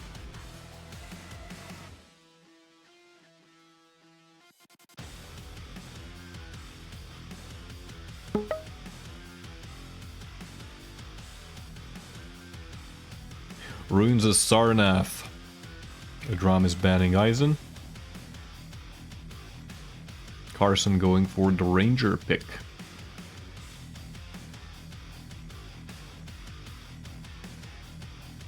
How is Dramis going to reply? He might be saving something like Athena for Deep Embrace or Awoken.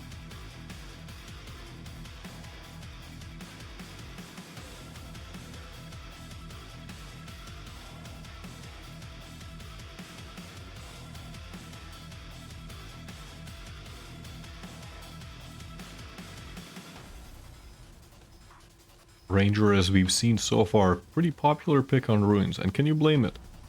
Can you blame these players for picking Ranger on Ruins? It's just overall such a solid champion.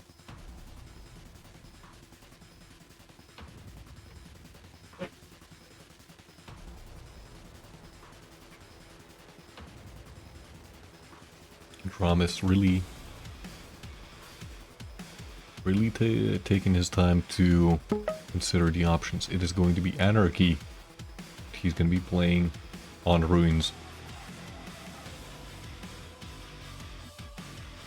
I really remember when Anarchy used to be kind of the go-to pick on Ruins. I wonder why he's kind of fallen out of favor, actually. I definitely do not see him as often.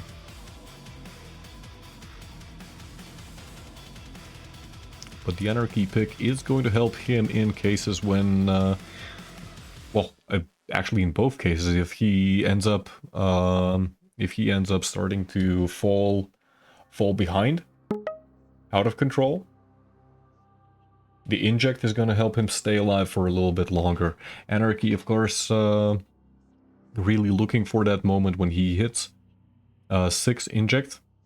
That puts his maximum health up to 106, and with 75 armor in total and full health, he actually is able to survive 2 rails, making him kind of unique in that regard, where he can survive 2 rails without any overstack as a light champion.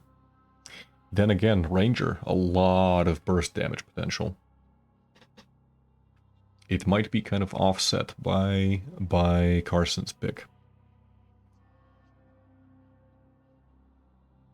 Map number 3, Deep Embrace. A favorite of both of these players. Athena has been banned by Carson. Really not surprised about that. Whether it be Deep Embrace or Awoken, I cannot imagine Carson wanting to play against Dramis' Athena. Dramis actually going for Nix, and that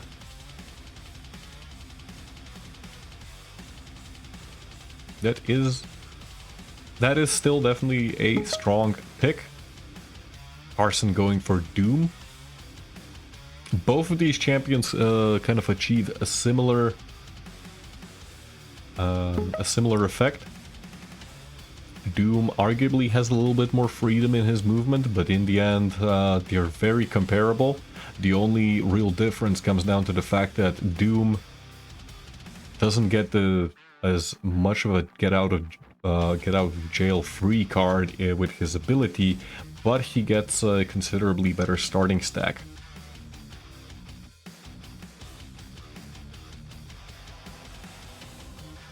Dramis banning Clutch on Awoken.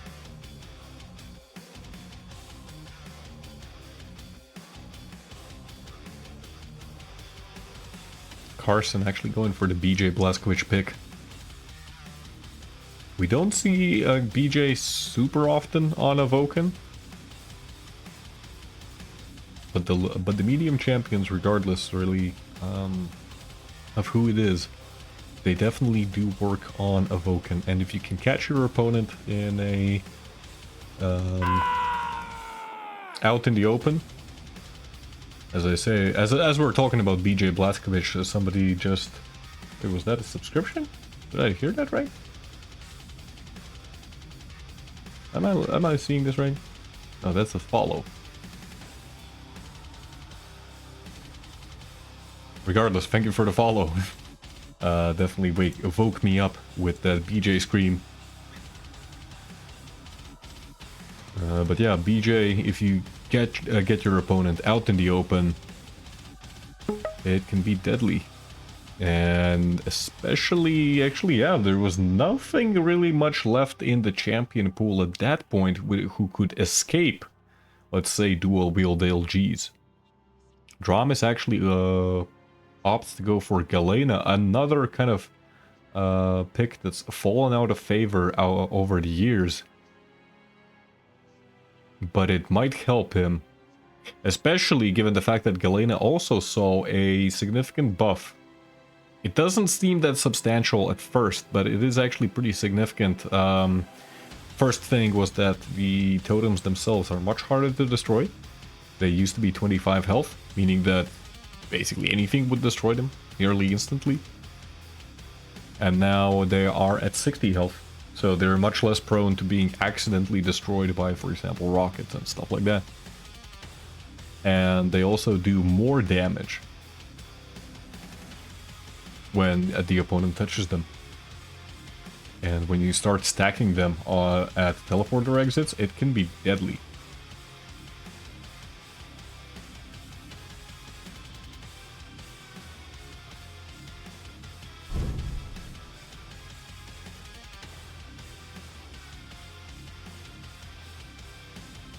But that is going to be the map pool that we're going to be playing. Molten Falls is the start.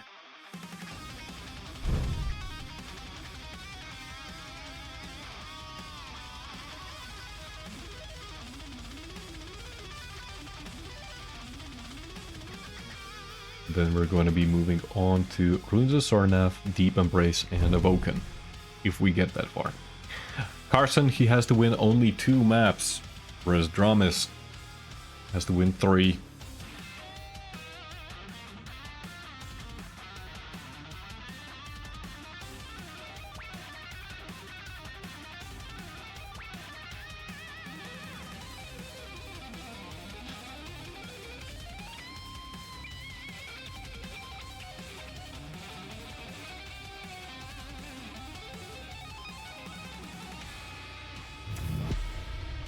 You're loading in.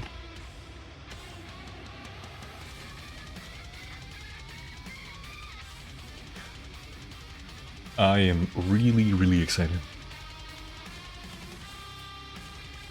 I'm saving strength for what I'm about to witness. For this might be a legendary week in the history of Naqcl.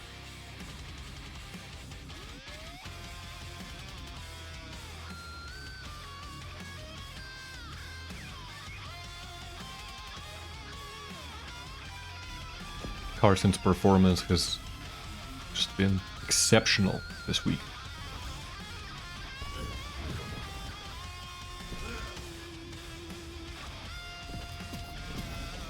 And he might prove himself capable of eliminating Dramis and taking the first place.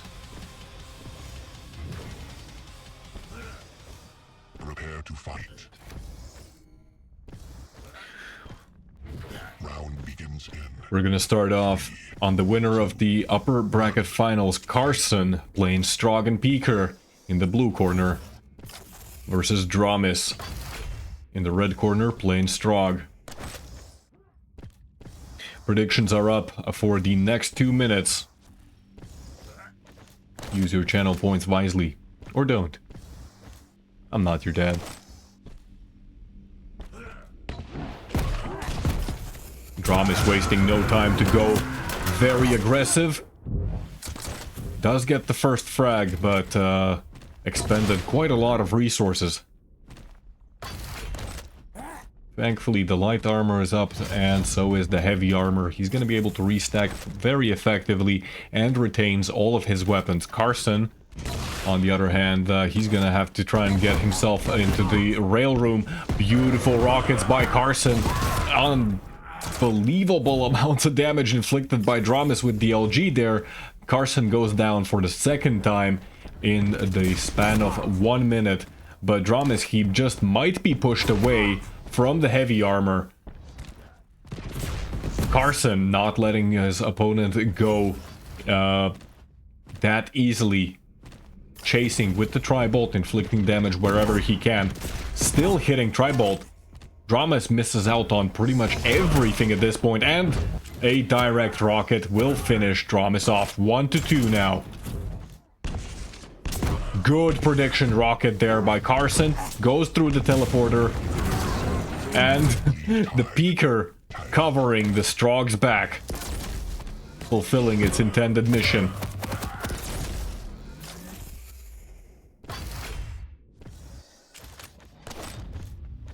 Dramis now, he's in a peculiar position. The LG does not connect. But still not down, at least for now. Carson ended up losing out on quite a lot of armor, and the very unfortunate rail is going to put him in a near-death scenario. Dramis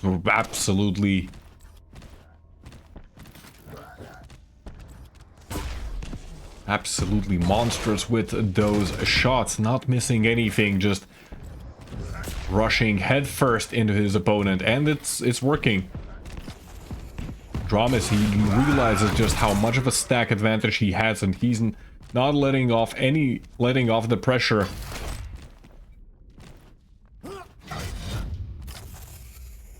Two very good frags, and he's still looking very healthy. Carson, he collects the railgun but backs off. Both major items coming up at pretty much the same moment now. Looks like there's going to be a fight happening over at the Mega Health. Carson unable to use the Peaker while in cover. He ends up doing it right in front of Dramis' face. An unfortunate engagement for him there. I should stop saying unfortunate.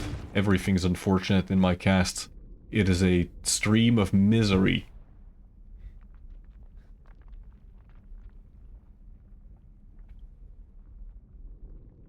Dramis now slowing the game down.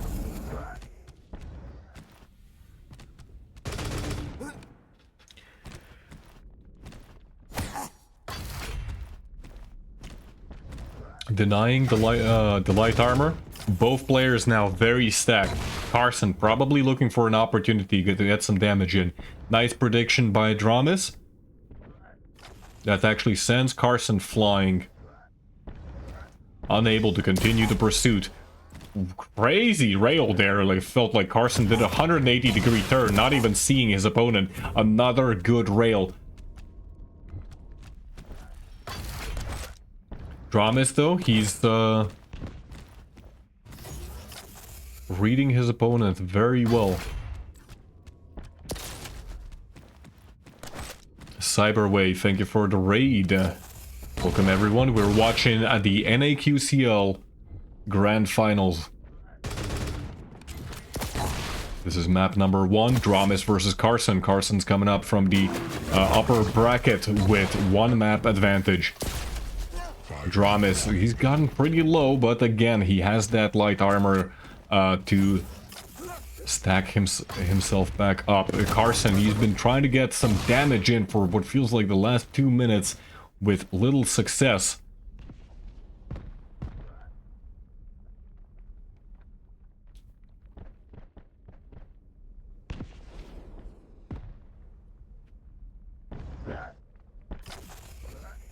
Does Carson know that Dramis is just right around the corner? He might find out momentarily.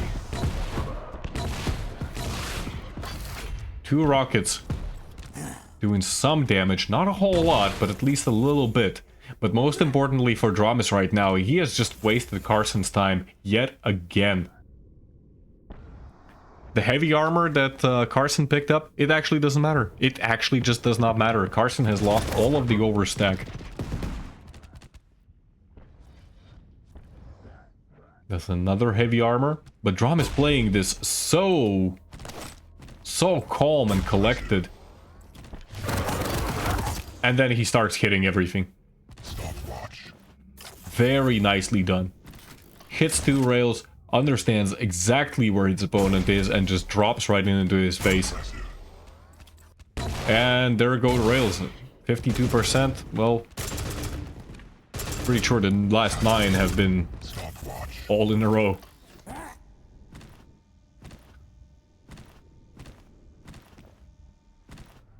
What can the Carson do at this point?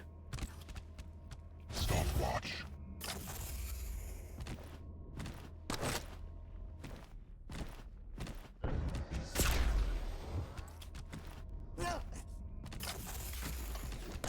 Three minutes remaining, 4 frag difference. Both players have their ability ready.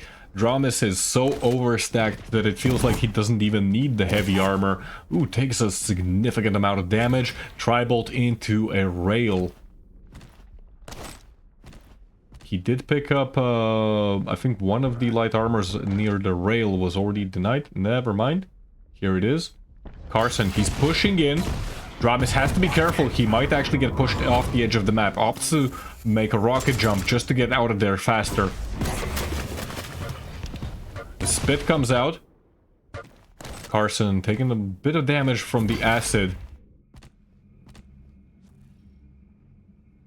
Dramis, again, playing very good positions, setting up just a perfect trap.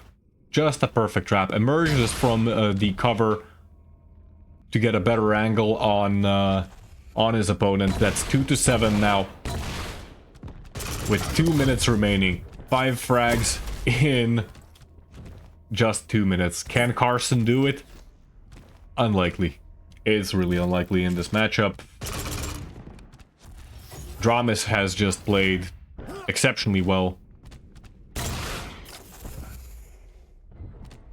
Very calm and collected play, not taking any risks whatsoever.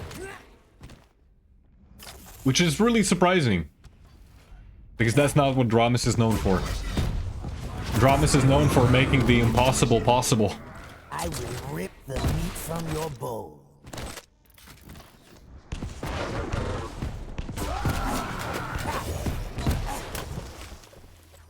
Oh, misses out there. Misses out there on that last angle.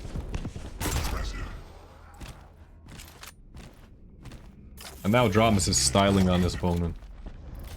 Now this is what we've come to expect out of him, you know?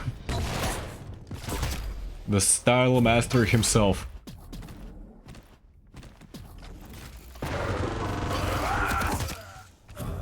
I should make a nice profit. Stopwatch.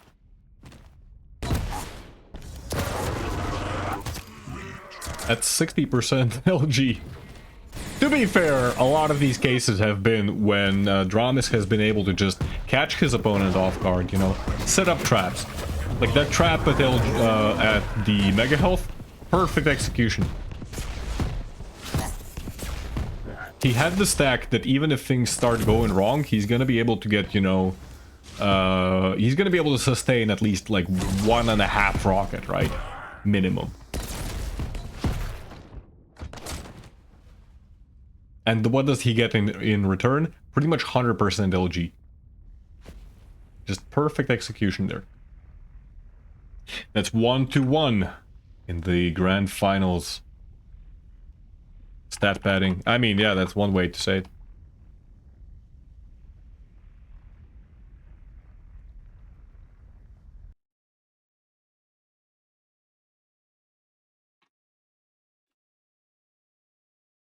Yeah, that was map number 1.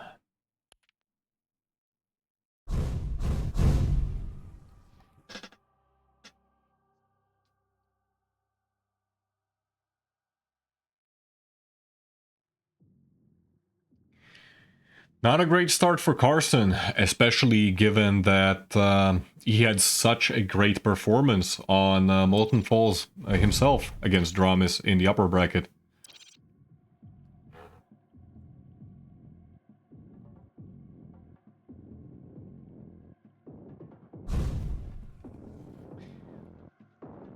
I do feel like this could be a slightly more favorable matchup. Again, Ranger, just a solid pick. Just such a solid pick for any map. But of all the medium champions, arguably there's nothing better than Ranger. Maybe Visor, you know, maybe Visor.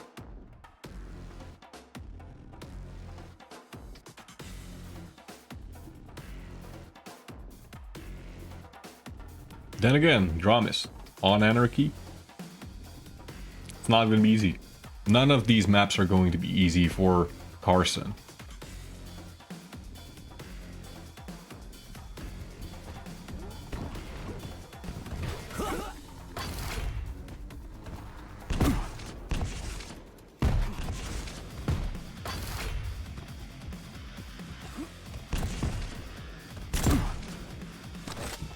But we should also remember that Carson's not going to give up.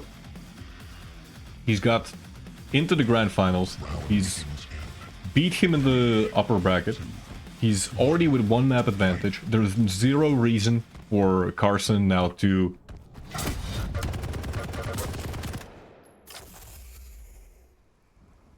give up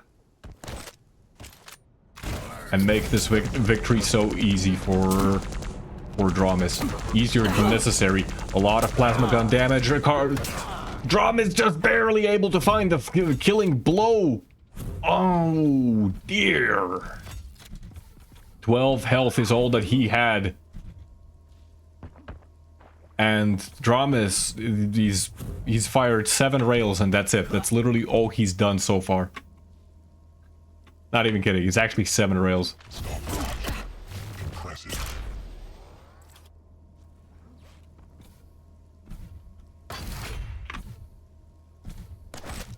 He does get the mega health as well. He's moving very quickly over to the heavy armor. Collects the LG as well. Carson, he's gonna be late.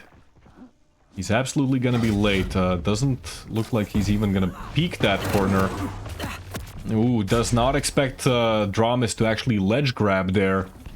We saw him pre-firing, but pre-firing considerably higher than Dramis actually was. It's not all bad though, as Carson was able to collect a heavy armor. Both players hitting pretty good LG there. But when it comes to LG fights, arguably there's no better champion than Anarchy. Additionally, the inject was used, and now Dramis looking as if that fight had never happened, you know? Still, loses out on the mega health. Heavy's coming up in 5 seconds. It's enough time for Carson to really set up. He does get one of the light armors there, but he doesn't really get in time to get even a rail angle. Mega health is also going to be coming up. I think this is a slight misplay from Carson. He definitely had the stack to challenge his opponent there, but now Dramis, he has a stack advantage, has the ability available. A great damage coming out from Carson though. Both players hitting their rails. Carson dropping down, trying to get an angle on his opponent, and it's going to be a fistful of buckshot right into Dramis's nose. And this is now looking very good for him. Didn't even have to use the orb there. He gets both major items. Orb is still available. He has full weaponry. He could drop down. He does actually drop down. Oh, but the shotgun blasts are a little bit off, and I don't think the orb did any damage there. Oh.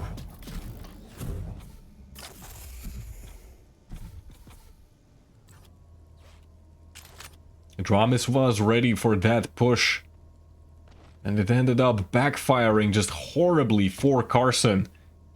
He's gonna have to start working on his position all from zero. This entire time, Dramis has pretty much not had rockets, which makes it even more surprising that he's been able to hold his own so well.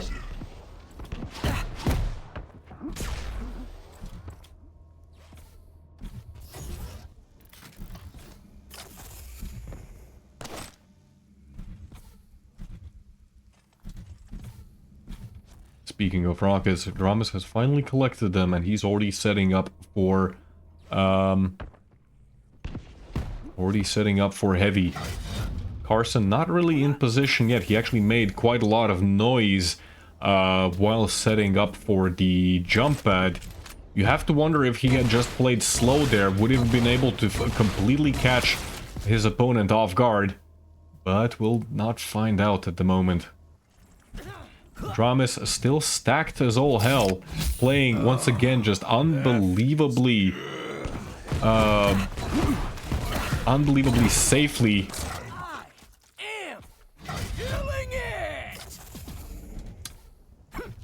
Those rockets were a masterpiece, you know?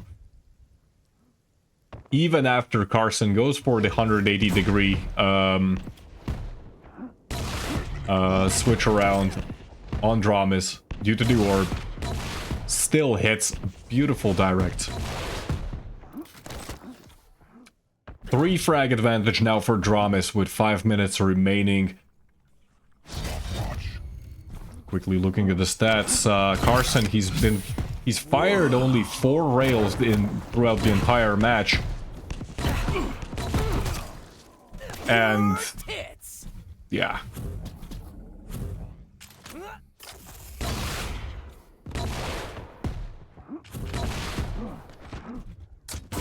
Things are not looking good for him right now. That being said, he has inflicted enough damage to bully Dramis away from the heavy armor. He is gonna have to he's gonna have the light armor available to him. Oh, but Dramis actually, he gets knocked down to the lower levels. Probably not gonna be able to contest the mega health. Carson actually doing some self damage there by accident, but still, Dramis no armor. Good rail.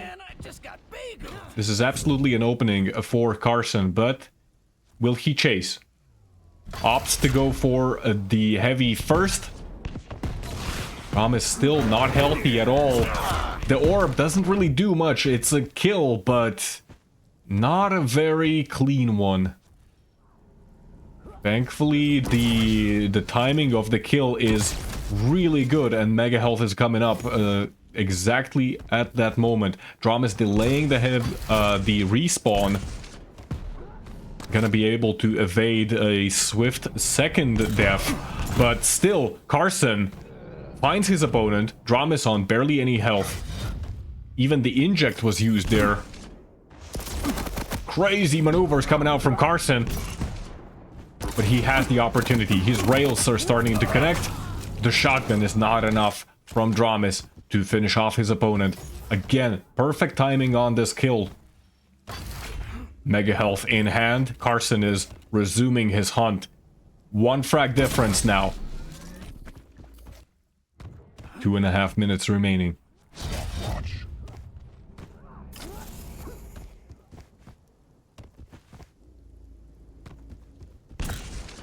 Dramis, he did use the inject, so he's gonna have a decent stack. And even at this point, if I'm not mistaken, he already has 10 of the injects performed, meaning that he's, even without armor, he's quite considerably more survivable. No, Dramis gets away with like just 2 health, and I don't think Carson realizes that he could use a shotgun or a sneeze or harsh language. Could probably just send bad thoughts Dramis' way and he would still succumb to the injuries.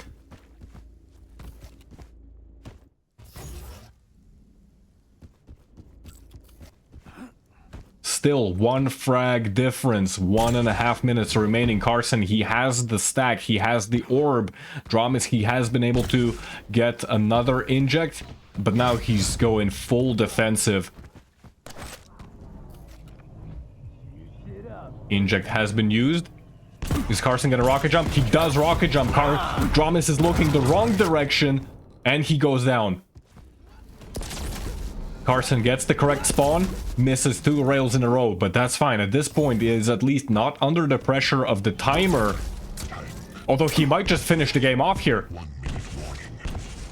2 seconds until the heavy. Carson's pushing in and Dramis still hits the rail.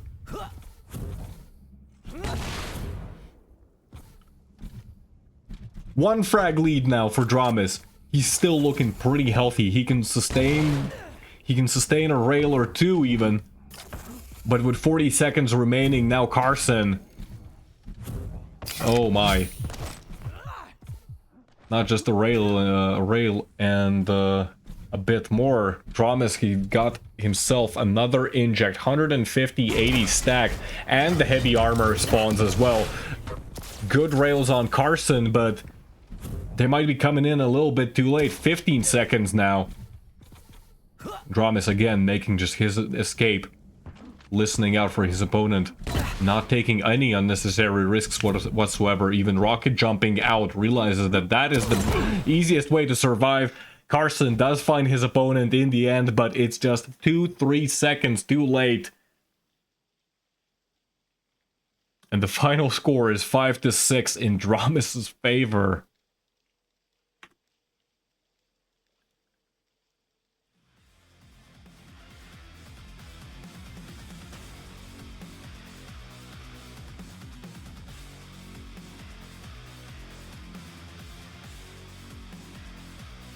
This was an absolute nail biter. Oh my.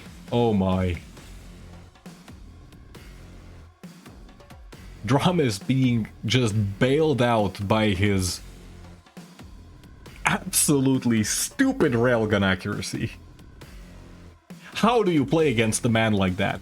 You do pretty much everything correctly.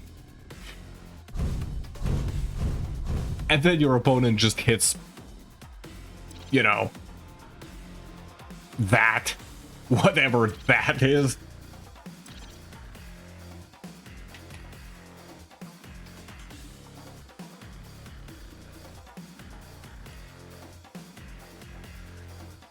Oh boy. It does mean that Dramis is now 2-1 up.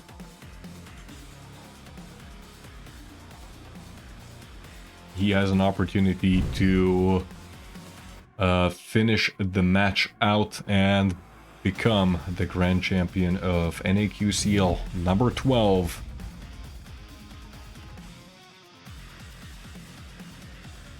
Or will Carson? Will he be coming back? Is this finally going to be the week when Carson becomes the Grand Champion himself? Well, no, what it's called? The Apprentice becomes the Grand Master.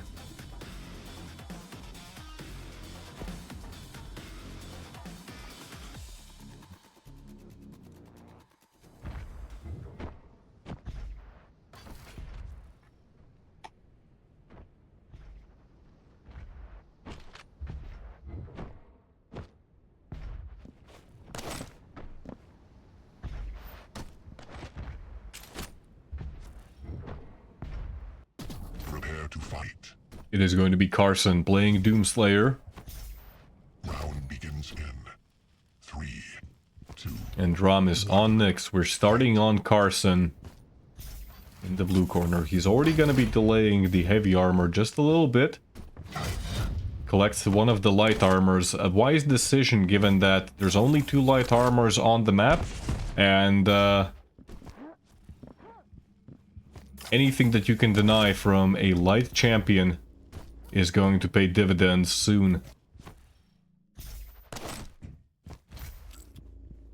Unfortunately, he ends up giving up the railgun in the process.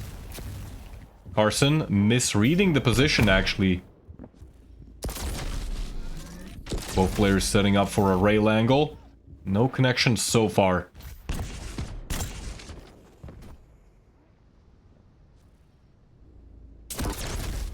Both players trading a rail. Oh dear. Carson caught off guard. He's taking 2 rails in a row. There's some rocket damage coming out from our Doom player, but it's not enough. Dramis even using the Ghost Walk. Stopwatch. as a safety option, just in case the shotgun did not kill.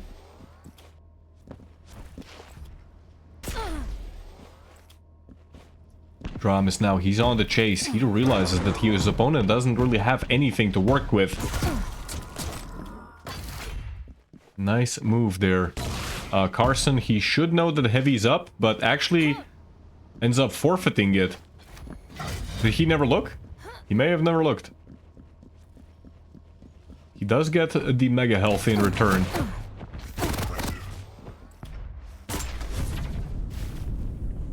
Whatever Carson's gonna do here, yeah, it's not gonna work out in the long term due to Nyx's ability still being active. And this is, yeah, there's just so much more utility, you know, to Nyx's ability, even though both champions have very similar movesets.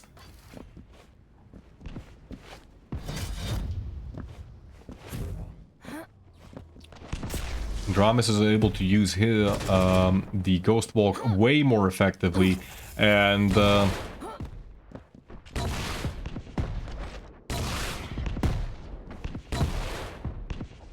you know, if Dramis is off cooldown, it doesn't really matter that Carson has ability available to himself. It's not going to be able to use it offensively. A pretty messy engagement, rockets flying all around. Dramis does end up getting the 4th frag, but not super healthy. Dramis angry at the wall, for it does not abide by the rules of whatever it is he's trying to do, jumping off the wall, but you know, sometimes the walls just don't listen to you, no matter how angry you get at them. Again, just uncharacteristically safe plays.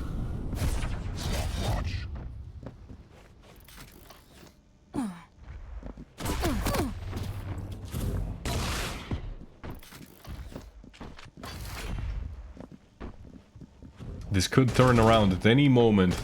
Carson needs one opening. Couple good rockets, maybe a rail or two. Get Dramis in a bad position when he does not have ability available.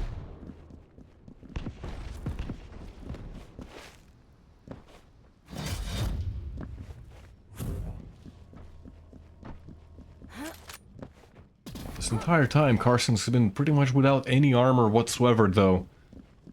And you can see just like how well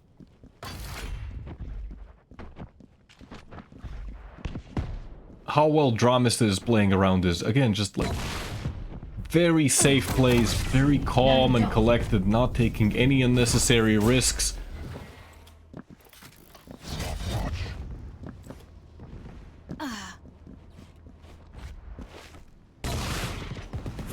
Even like that move while he was on the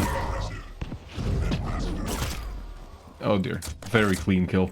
But yeah, even that move by Dramis to just stick on the high ground, just make noise, constantly make noise, to make Carson feel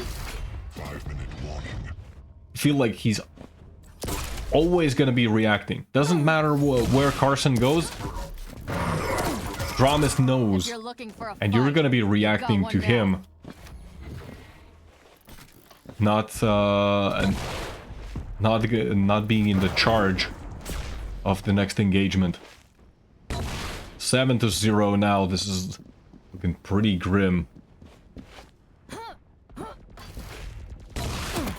for Carson, that is. For Dramis, it's looking just peachy.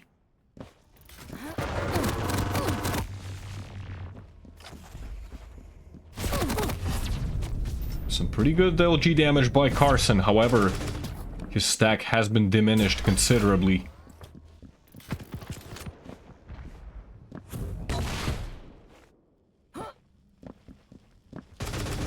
Carson, he is going to be able to get the heavy armor. I'm going to switch over to him for a moment. We are 4 minutes. We have 4 minutes remaining. And he has gained control, I think, for the first time in the entire map.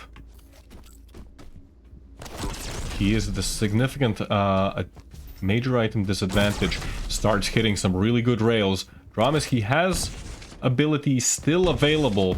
Actually ends up using it next to one of the light armors. Finally, Dramis goes down, but at what cost? So much damage. Dramis is not afraid to just immediately go for a push off spawn. Dramis again, he has the rail, that's all he needs. The man just does not fear anything when he has a railgun in his hands. 2-7 now. Carson, he's been able to get pretty good second frag. Been able to evade death. Slight movement error there. This might prove to be critical. 10 health. That 100 armor means nothing. When you're bleeding out the eyes, ears, and literally every other imaginable orifice. You don't want that to be happening to you. Ghost Walk used. Carson, does he know? Well, he knows, but ends up still having his toes stubbed there. 80 health, still railable, and Drum is actually dropping onto him from behind.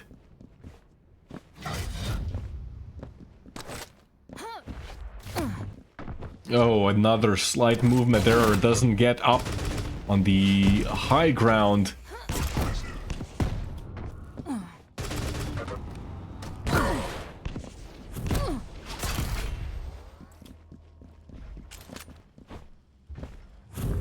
Two minutes remaining, 6 frag difference. It's still possible. I still want to say it's possible for Carson to be coming back. One direct rocket into a... Oh dear.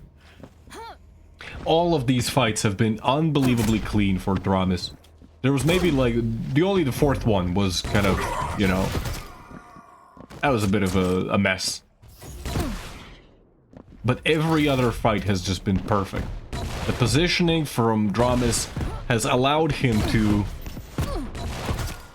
Get out and stay out. To get angles onto his opponent with complete safety. He's always had a backup option. Carson, actually, that's a combo kill you don't see every single day, you know? A gauntlet into rail. But it is 3-12 with 40 seconds remaining, and Carson needs this map if he wants to stay in the tournament, but it's not looking likely.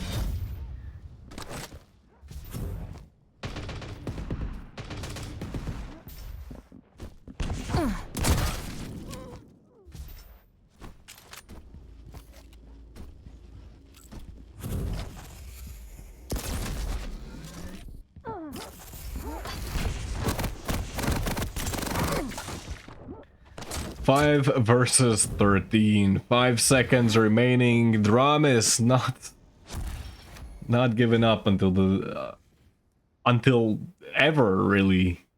Just keeps fragging. Keeps fragging non-stop. Dramis.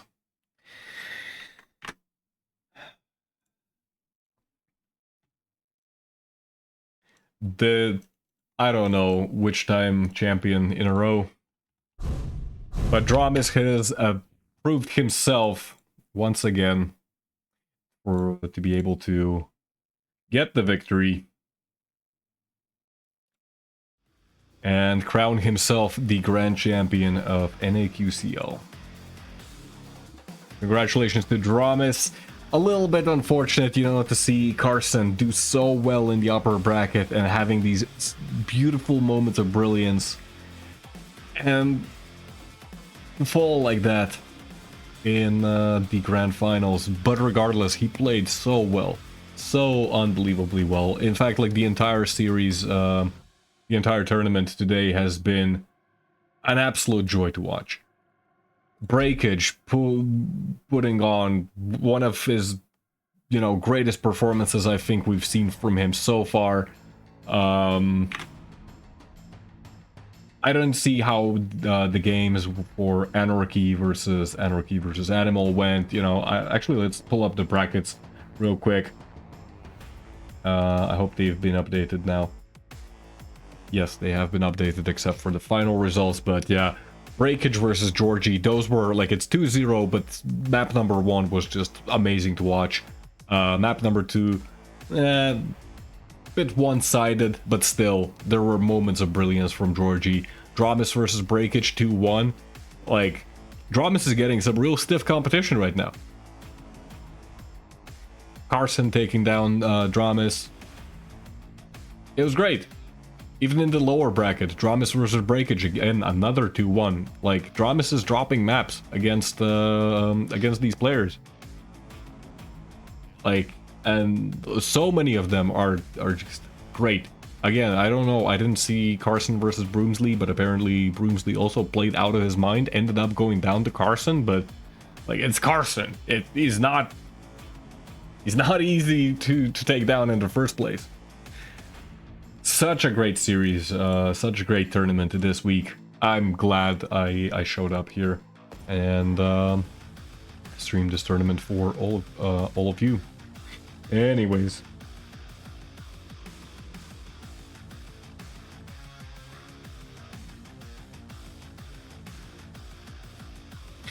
but yeah, even in the upper bracket, Carson on Molten Falls. Dominant performance. Yeah, the start was a little bit back and forth, but like once Carson got rolling, Dramis had no chance of even coming back. He called GG at like what, 7 minutes 30? I think like, yeah, there was still considerable time left, and it was just Carson was so far ahead that there was no point in even playing that for Dramis anymore. Anyways, it's been a great tournament. That's what I'm trying to say. Once again, congratulations to Dramis. Well-deserved victory. Well played to all the other competitors. If you guys want to sign up, the only requirement is 80 ping to any of the NA servers. And you can try and take on Carson and Dramis and Breakage and all these amazing players yourself. Doesn't matter what is your skill rating. There's no entrance fee, but there is a prize pool. So yeah. Anyways, it's been a great tournament. It really has been a great tournament. One of the greatest NAQCLs that we've seen so far. It's actually, as Tomo said, the grand finals of this NAQCL has been better than this week's Estodi grand final, because that was a bit of a like that was, I don't know what happened last week. It was weird.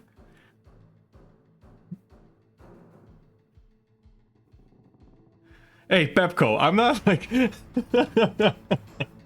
I'm just saying. Yeah, same to you, Pepco, same to you. Entrance fee, getting broadcasted on Twitch, getting your shit pushed in. Yeah, fair enough. I mean, yeah, that was a huge upset. Pepco winning Kelt. That was some good stuff. But the grand finals? Oh dear. Oh dear.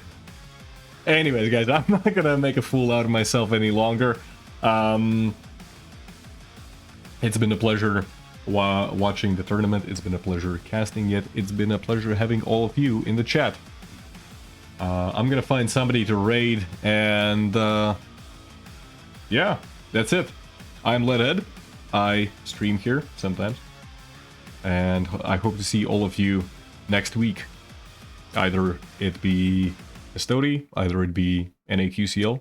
I hope to be here. Good night, everyone.